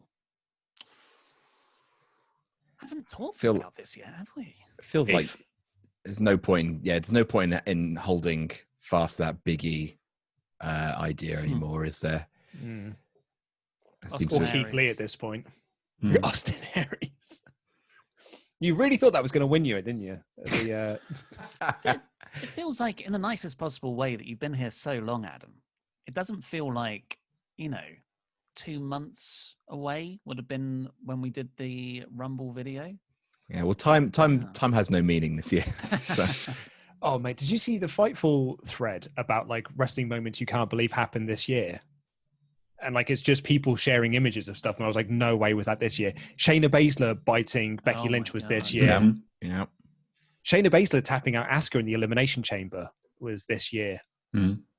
I forgot that Asuka was in the fucking match. Oh, I bloody love that Elimination Chamber match. Yeah. Adam, get writing on that list. What things you won't believe happened this year? Yeah, I'll just copy and paste it from Fightful. That's what we do, right? and actually, you don't even like. They've actually just farmed out to other people. It's be like, post the things here that you can't believe happened this year. So loads of people have done the work for you. Royal Rumble winner, though. Yeah, I think a lot of people have got like Keith Lee as a potential, or Bianca Belair, please. Oh no, it'll be someone coming back, won't it? Be Charlotte. Yeah. Charlotte. I said Charlotte Again, at WrestleMania. When she lost the title, when she won the title at WrestleMania, I said she's winning the Rumble. Or I kind of hope it's just Bailey. I hope it's Rhea coming up. Becky. Rhea makes a debut for the Rumble. If Becky's just like, yep, no, that's fine. Oh, doing Rhea Charlotte 2 at Mania, I'd be up for if Charlotte, because like when Charlotte's supposed to be coming back, it's soon, isn't it? Like I thought she was already supposed to be back. There were so many reports. One was SummerSlam, one was Survivor Series, and they said if it's not Survivor Series, it'll definitely be the Rumble. So that would mean that maybe they do Asuka Charlotte for the Rumble. Mm-hmm. And then Charlotte wins the belt at the Rumble and then has a face-off with Rhea at the end of the show. I don't know. I'd buy it. I'd be into that. I wouldn't mind that. I just don't want Charlotte to win the Rumble again. Bianca Belair versus Charlotte is a Mania match I'd want to see. Yeah, I think they'll do Bianca Belair. Because that's properly built, that. Properly built, like way back in NXT. Yeah, Belair, Charlotte. Do you know what else happened this year? The Baron Corbin, Roman Reigns dog food stuff. That was this year? Yeah. To be fair, that was half of 2019 as well. Tessa Blanchard winning the Impact World title was this year. Oh, shit. WrestleTalk Showcase No Fans Monday was this year. Yeah. Pac Omega, the Iron Man match was this year. The Cruise. Yeah, the Cruise was this year, yeah. Of course, well, that bloody match with the tag match that happened this year, didn't it? Yeah, Pac Orange Cassidy was this year. Pac Orange Cassidy, Revolution. Completely forgot. The cage match with Wardlow. The whip, was that this year? Oh my god! Yeah. Bloody hell. Tyler Wright. Oh, this may not enjoy some of the conversation we had earlier. Are you guys Harry Potter fans? Watching the series of films, I forgot how much I enjoyed them.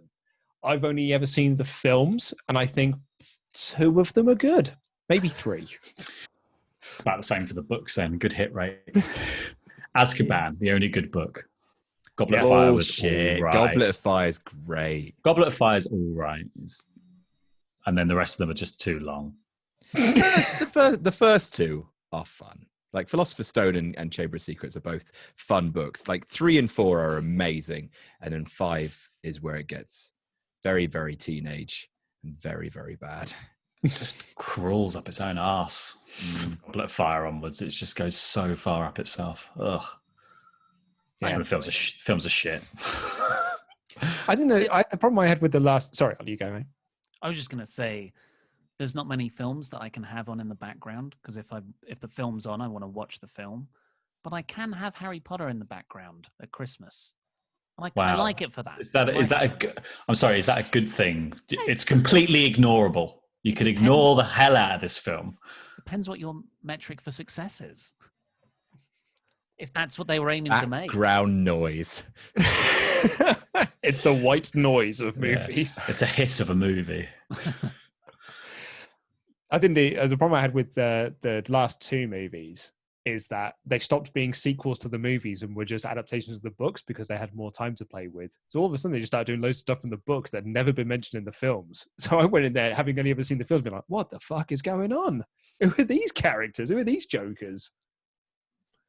Adam Pearson, great question here. You're the acting GM of NXT. You have to create a third War Games team, but it can only be comprised of 90s cartoon characters. One character per franchise. Who are you picking and why?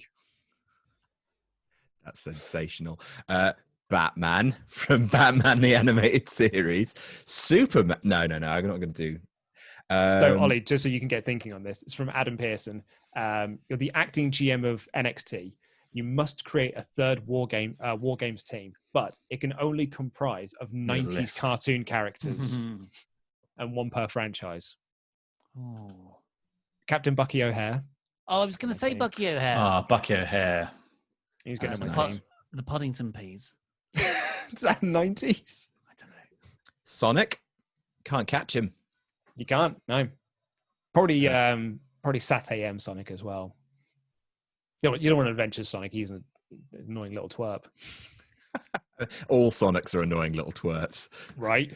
It's his character trait. Jim. Earthworm Jim's a really good shout. Earthworm Jim. Yeah. You want to get his. You don't want Earthworm Jim. You want his. Little puppy friend. Pete Puppy. Yeah, because he'll go venom on you and just like wreck your shit. What about I'd take Shadow Cat from the 90s X-Men cartoon because she could just go incorporeal and then can't be touched.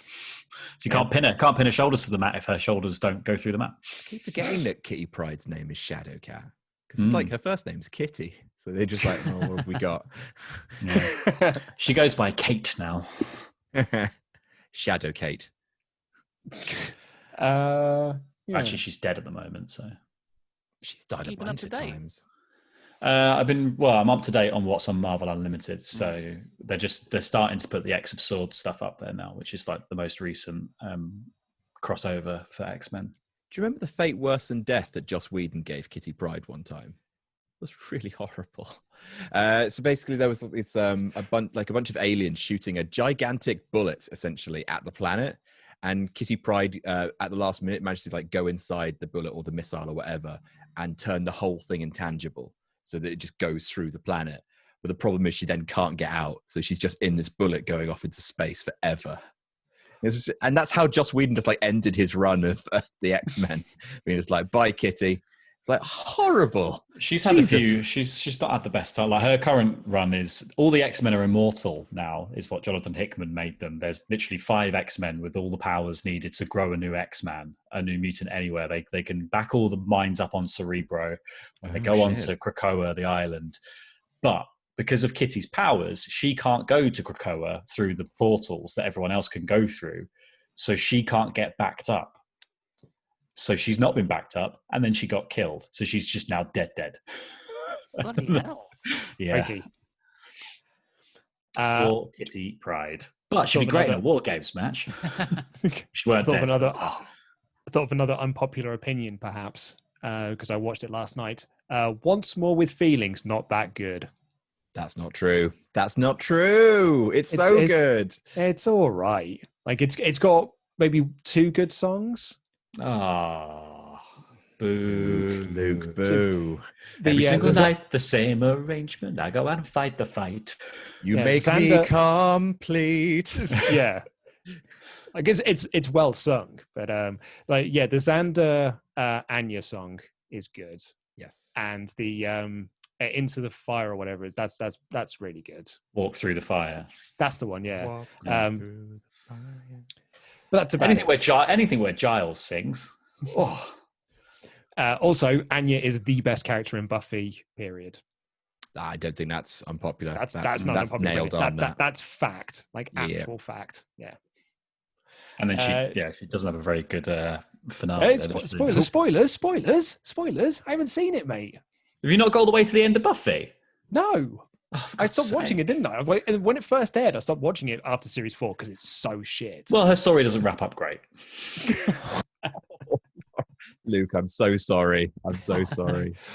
Speaking of which, actually, we had a Patreon mailbag question on Friday that was moaning about Adam because the person said, "Oh, I've never seen Friends before. Can you sort of tell me any episodes that may be coming up?" Bearing in mind, I asked this question to Adam once about Simpsons, and he spoiled the first 3 seasons for me. How do you Wait, which one? spoil Simpsons? I'm sorry, How but do you you spoil can't The Simpsons? If you haven't watched Buffy or The Simpsons or Friends, you're 20 years out of date. I'm sorry, Luke. I won't spoil what happens at the end of Buffy for you because I know you're watching it now. Thanks, mate. But also, don't turn around to me and be like, "Oh, spoilers! It's 20 years out of date, my son." What of The Simpsons did I spoil for you? And what of Friends did I spoil for this guy? No, they were saying because they've never seen Friends before. They're about to start watching it, and the question to me and Denise was, "Be careful what you say," because the last time I asked Adam about what episodes to look out for with The Simpsons, he spoiled the first 2 seasons for me. When Homer dies. Oh yeah, of course. And he goes to hell and has to fight his way out. What happens in the first 2 seasons of The Simpsons? I don't know, dude. Like, there's very little to spoil of it. They're all self-contained stories. And there's almost a circularity to it. Like it returns to the situation of the comedy.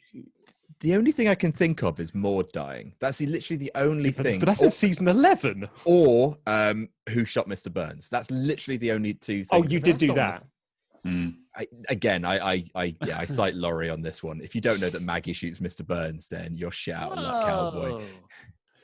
We talked about this on that podcast before because it was going to be Barney. And then Matt Groening said it has to be one of the Simpsons. And they were like, well, we can't have one of the Simpsons shoot him, so I guess it's got to be the baby.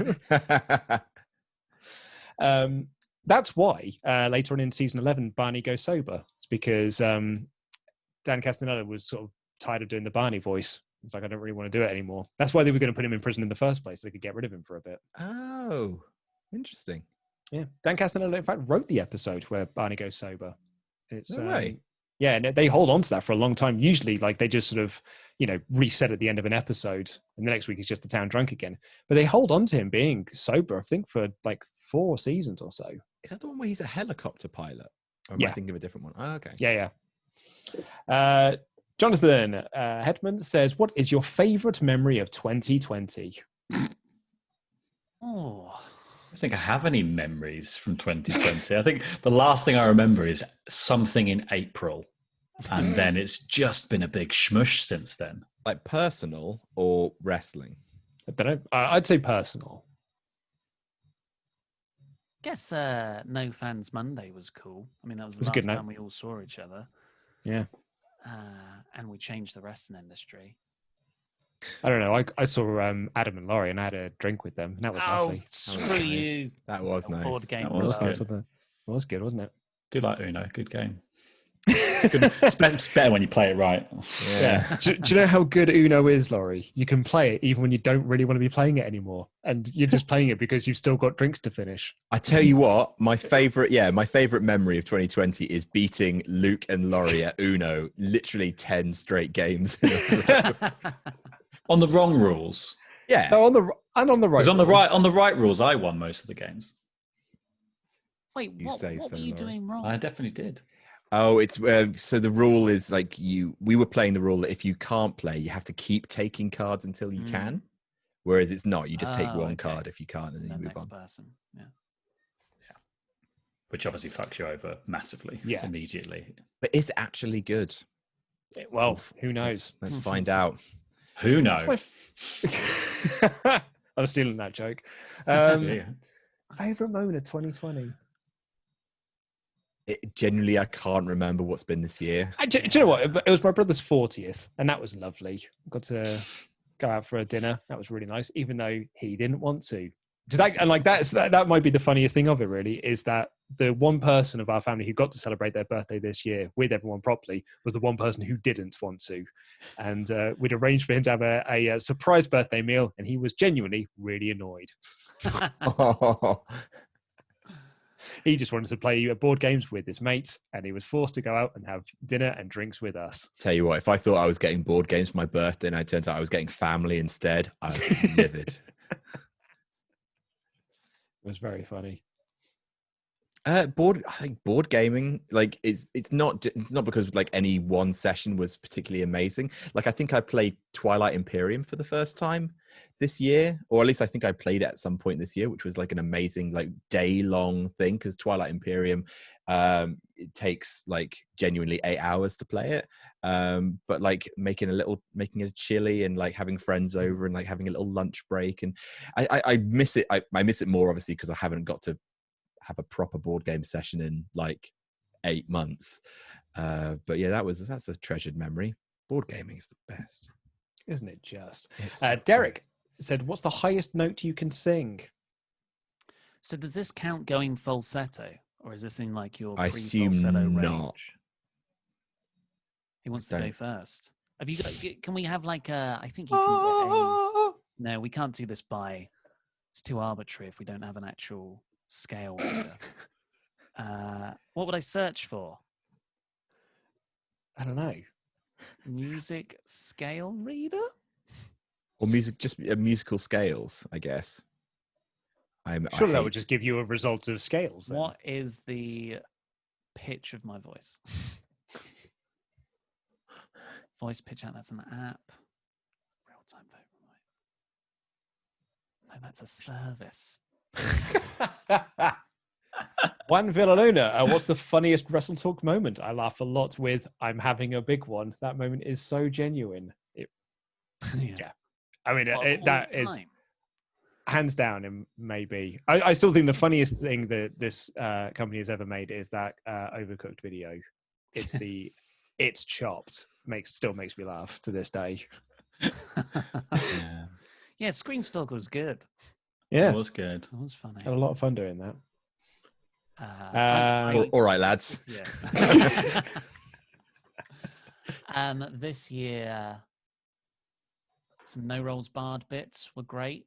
Yeah, no rolls barred. Just like some of the high points in that, like you getting alley-ooped from the Rumble that you really, really wanted to win on a natural like critical success was just so wonderful.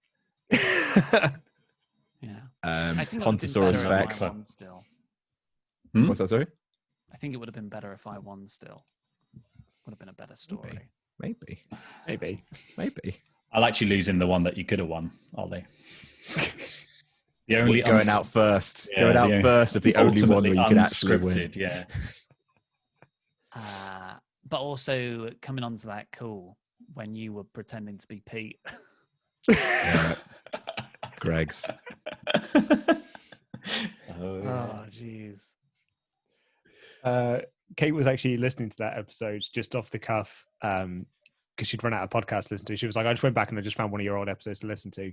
She said she skipped that moment. That was the episode she'd picked out, and she skipped that moment. She goes like, nah, when you start doing storyline stuff, so I just started skipping it. I was like, no, that was the funniest bit.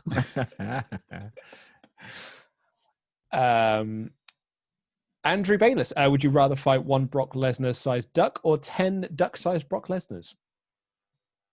Duck Lesnar-sized ducks. Duck-sized Brock Lesnars. You just kick them. Yeah, just kick them. Yeah, could gang up on you though. They'd swarm you.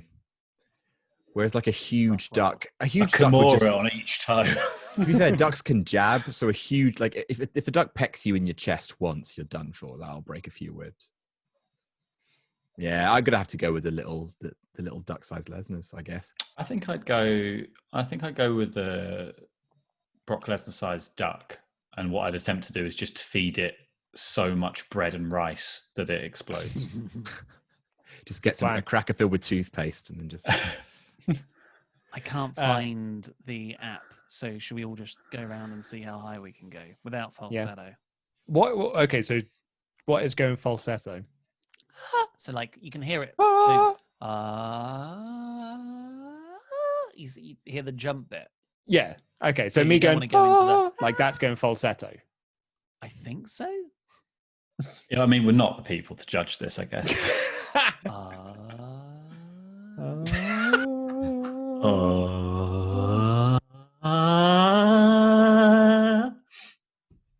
on, Adam, it's your turn.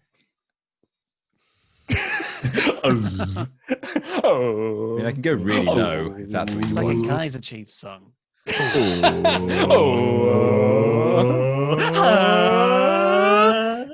My top range is really low, actually. I'm a very, very bass person. Sorry, Ard. Tom Shucksmith says, I hope you're all doing well, staying safe with Christmas and New Year being very different. What are you planning to do to fill the day? Well, we're allowed to see the family, so actually it's going to be pretty much the same as it will be for most Christmases, really. Eating lots of food, drinking lots of drink, watching loads of films, eating lots of food, drinking lots of drink. And then hopefully some games. I got a call from my mother the other day because we are in our 3-house bubble on Christmas Day. So me, Kate, my sister-in-law and her boyfriend and her parents. So my parents, my mum called me up to actively not invite me up for Christmas this year. So I don't have to make the decision or have the awkward phone call where I say, I've picked another family over you. So my parents had just decided they're not inviting us for Christmas this year. Nice. So yeah, that's my day. What are you guys doing? Same. Food and drink and event, like get to the point in the evening where I try and convince my family to play a board game, which I managed to do last year, and they had a lot of fun. So I'm hopefully I'll be able to play a few more this year. What game was it? So we played 2. We played Scrawl, which is Scrawl. sort of like Telestrations, but a bit kind of wackier. And we also played, what else did we play? 10 Things. What's it called? Not 10 Things I Hate About You. Weird Things Humans Search For. You guys heard of this game? It's good. It's another big potato one, which is basically, it's like Family Fortunes, but for Google searches.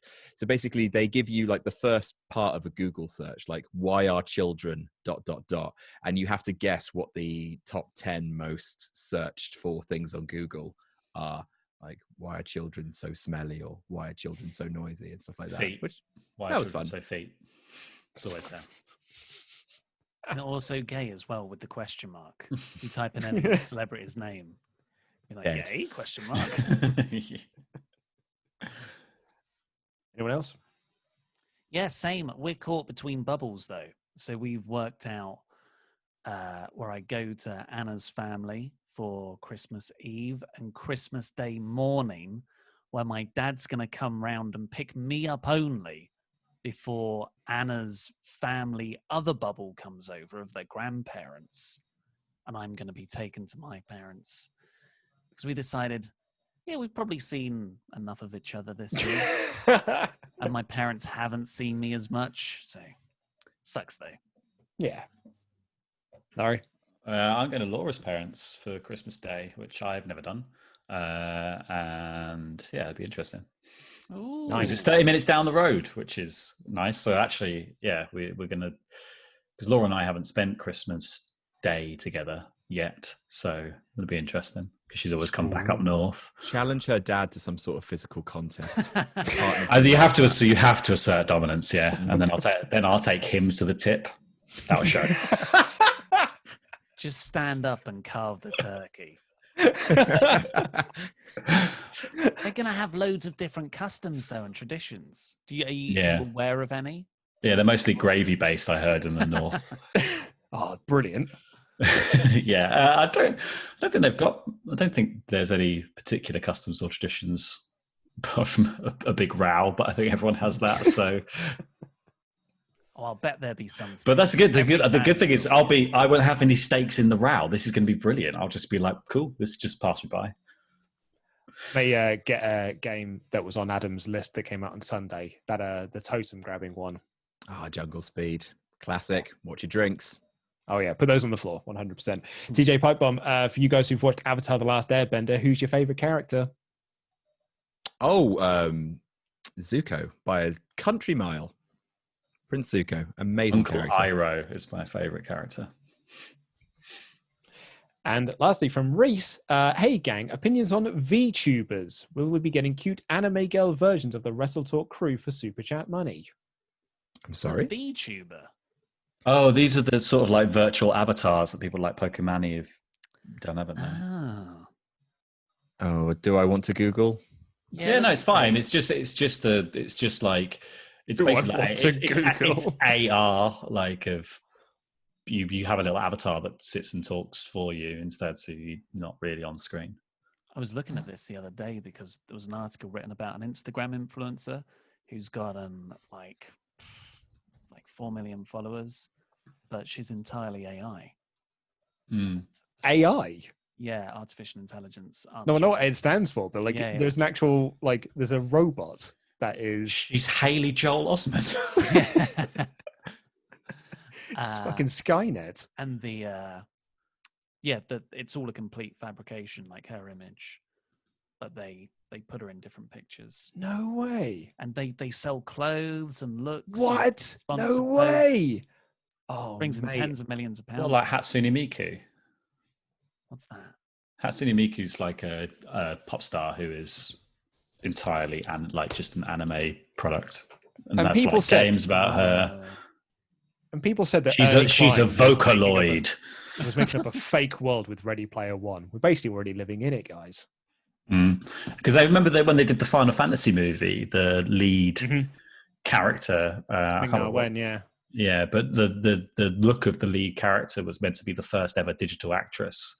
Yeah. And they were going to put her in other projects that as different characters, but obviously the core look of the character remains. So she's actually in the Animatrix, one of the Animatrix shorts that character stars in.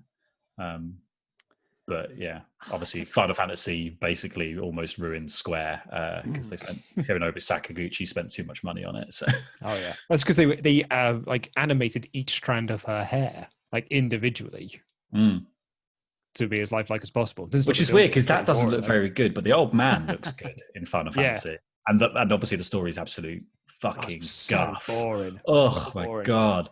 So how could you take those games and you boiled it down to that? Gubbins. Yeah, that was a film I actively avoided writing about for the book. Like when I was deciding what films I want to do, Final Fantasy was not one of the ones I wanted to do.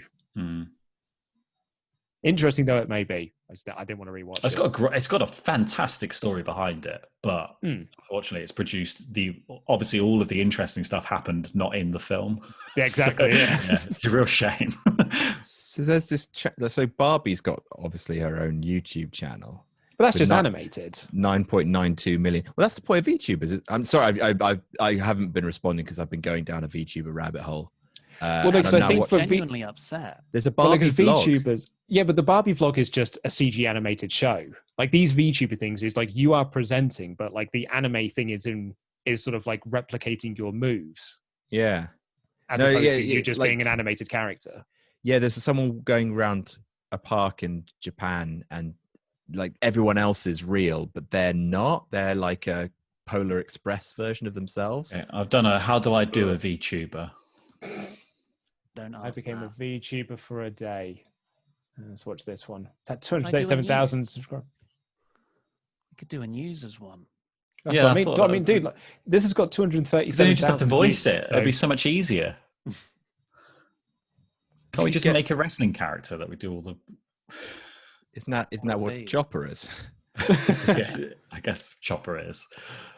This Barbie thing's weird. Fucking gimmick buckaroo that Chopper is. Gimmick Jenga. Why do all streamers look like anime characters? No, it's just an article. It might just be the eye thing for the thumbnails. Yeah? Is this your new answer? Is this the new thumbnail answer? I don't know. It has made me feel weird, though, about the concept of identity and reality and truth. So have you seen that advert as well for Honey, the YouTube advert that comes up? It's like, I've got a challenge for everyone. Who is that lad? Because I would assume that he is a popular YouTuber and they've asked him to do these adverts. I have no idea, but these adverts are fucking annoying. Mr. Beast is a guy who throws money at. Yeah, it is Mr. Beast. Yeah, it is Mr. Beast. Oh God! Do you guys remember the Kellogg's kid? They're gonna taste great. I want to talk about something that isn't YouTube. The story was always that he been bullied so much. He didn't Stopped kill himself. But, yeah, no, no, that but was Hey, did you hear that was the the kid rumour who that went played round. Charlie in Charlie and the Chocolate Factory grew up to be Marilyn Manson? That was the story I got told when I was at school. that's a really good one. That's a was really told. fun. Like, what are the weirdest rumors that you sort of believed? My dad I told me believe he that for once. years. My dad told me that he once played for Arsenal, and I told kids at my school. And then when he told me it wasn't true, I was just like, "You've murdered me, Dad." They're going to look this up. One Wikipedia kid- doesn't exist yet, but Yeah. Encarta does. They'll find it on Encarta. As long as they don't get sucked into the games on Encarta, you'd be looking up facts. One kid convinced everyone that was it Danny from who won the original Pop Star series, Pop Idol? No, Hearsay. Hearsay. Danny from Hearsay was his cousin. That's so mundane that it could be real, isn't it? Yeah. Yeah. That's Like, funny last because months we all thought that. one of the guys who was in One True Voice was the cousin of a guy in my class at school. Really? Yeah. They were the losing team to Girls Aloud, right? They were indeed. I believe so, yeah. They Yeah, had pretty that, sure they "I'll were the follow boy my bands. heart right up to the Shakespeare's end, Symphony, was as that the name far of as their the song? eye can see." God, they were Not good Girls Aloud. And I don't think like Girls Aloud came out with some absolute stormers. Girls Aloud are great. Group, Like absolutely brilliant. And they gave those poor lads the absolute dregs of nonsense to work with. Of course they were going to fail. Fix was in there. The fix was in. One said- I was True Voice's debut single was Shakespeare's brackets way with close brackets words. Right? That's exactly it. That is why this band absolutely tanked. I was talking to Kate about this the other day. That We were wasn't their saying, like, debut single. Oh, that's Like, what's come up on. No, Sacred Trust was their debut single. Did they make like another one then? Louis Walsh has had just like one thing that he's done with boy bands over the years, and when one of them stops, he's just like, "Well, I'm just going to do the same thing I did with this first boy band, but with a new lineup now." Then that one fails. He's like, "Well, I'm just going to do the same thing I did with that lineup, but with a different and new set." It's like the problem is paint. they're not Irish. He's Vince McMahon. Yeah, oh, they totally is. Yeah, that's the pop industry over. Like, it's any industry really. If one thing works, it's like, we'll just keep doing the same thing over and over again. And Vince's whole thing is like, well, Hogan worked. It's going to work again. Put the mask back on, Laurie. Right, well, I suppose we'll call that to a close then. Has anyone got any final thoughts? Christmas decorations are starting to go up in I saw yours on the door. Yeah, that's we stole this idea from you.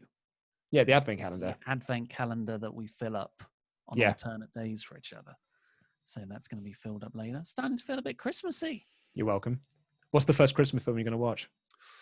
We're going to watch the first Christmas film on Saturday, and neither of us have ever seen A Christmas Story. So we're going to watch that, I think. Is that the what's his face? Dudley Moore one?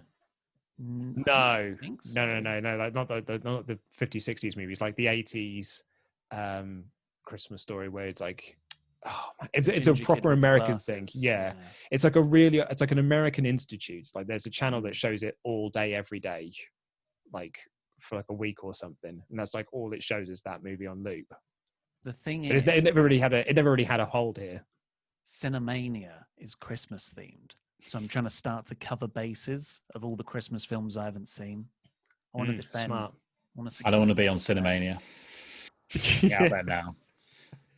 That's fine. We've probably got a lineup for it anyway. I don't do Christmas stuff until I go home, because that's the thing. It's like, for me, Christmas is Jersey. Like that's it.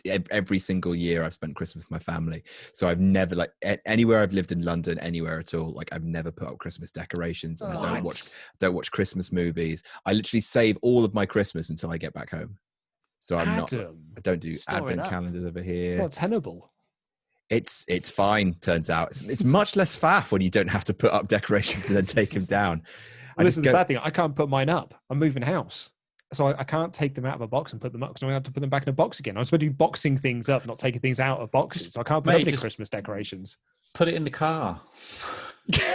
Park the car outside your house. And then it's done for when you move as well. I could so imagine Luke Owen just with a little Christmas tree in the back of his car, just going out to the car to have a little sit and a little Christmas cocoa. Yeah. Trying to plug it into the fucking lighter. Or the Christmas hasn't USB been port. Christmas hasn't been the same since I gave up meat because I can't have Bovril anymore. That used to be like a proper Christmas winter warmer thing. Ooh, Lovely little yeah. cup of Bovril. Oh, love it. So northern. Cup of mud. Oh, it's delightful. Lovely Cup cup of of beef northern squeezing. mud. Yeah. Beef squeeze.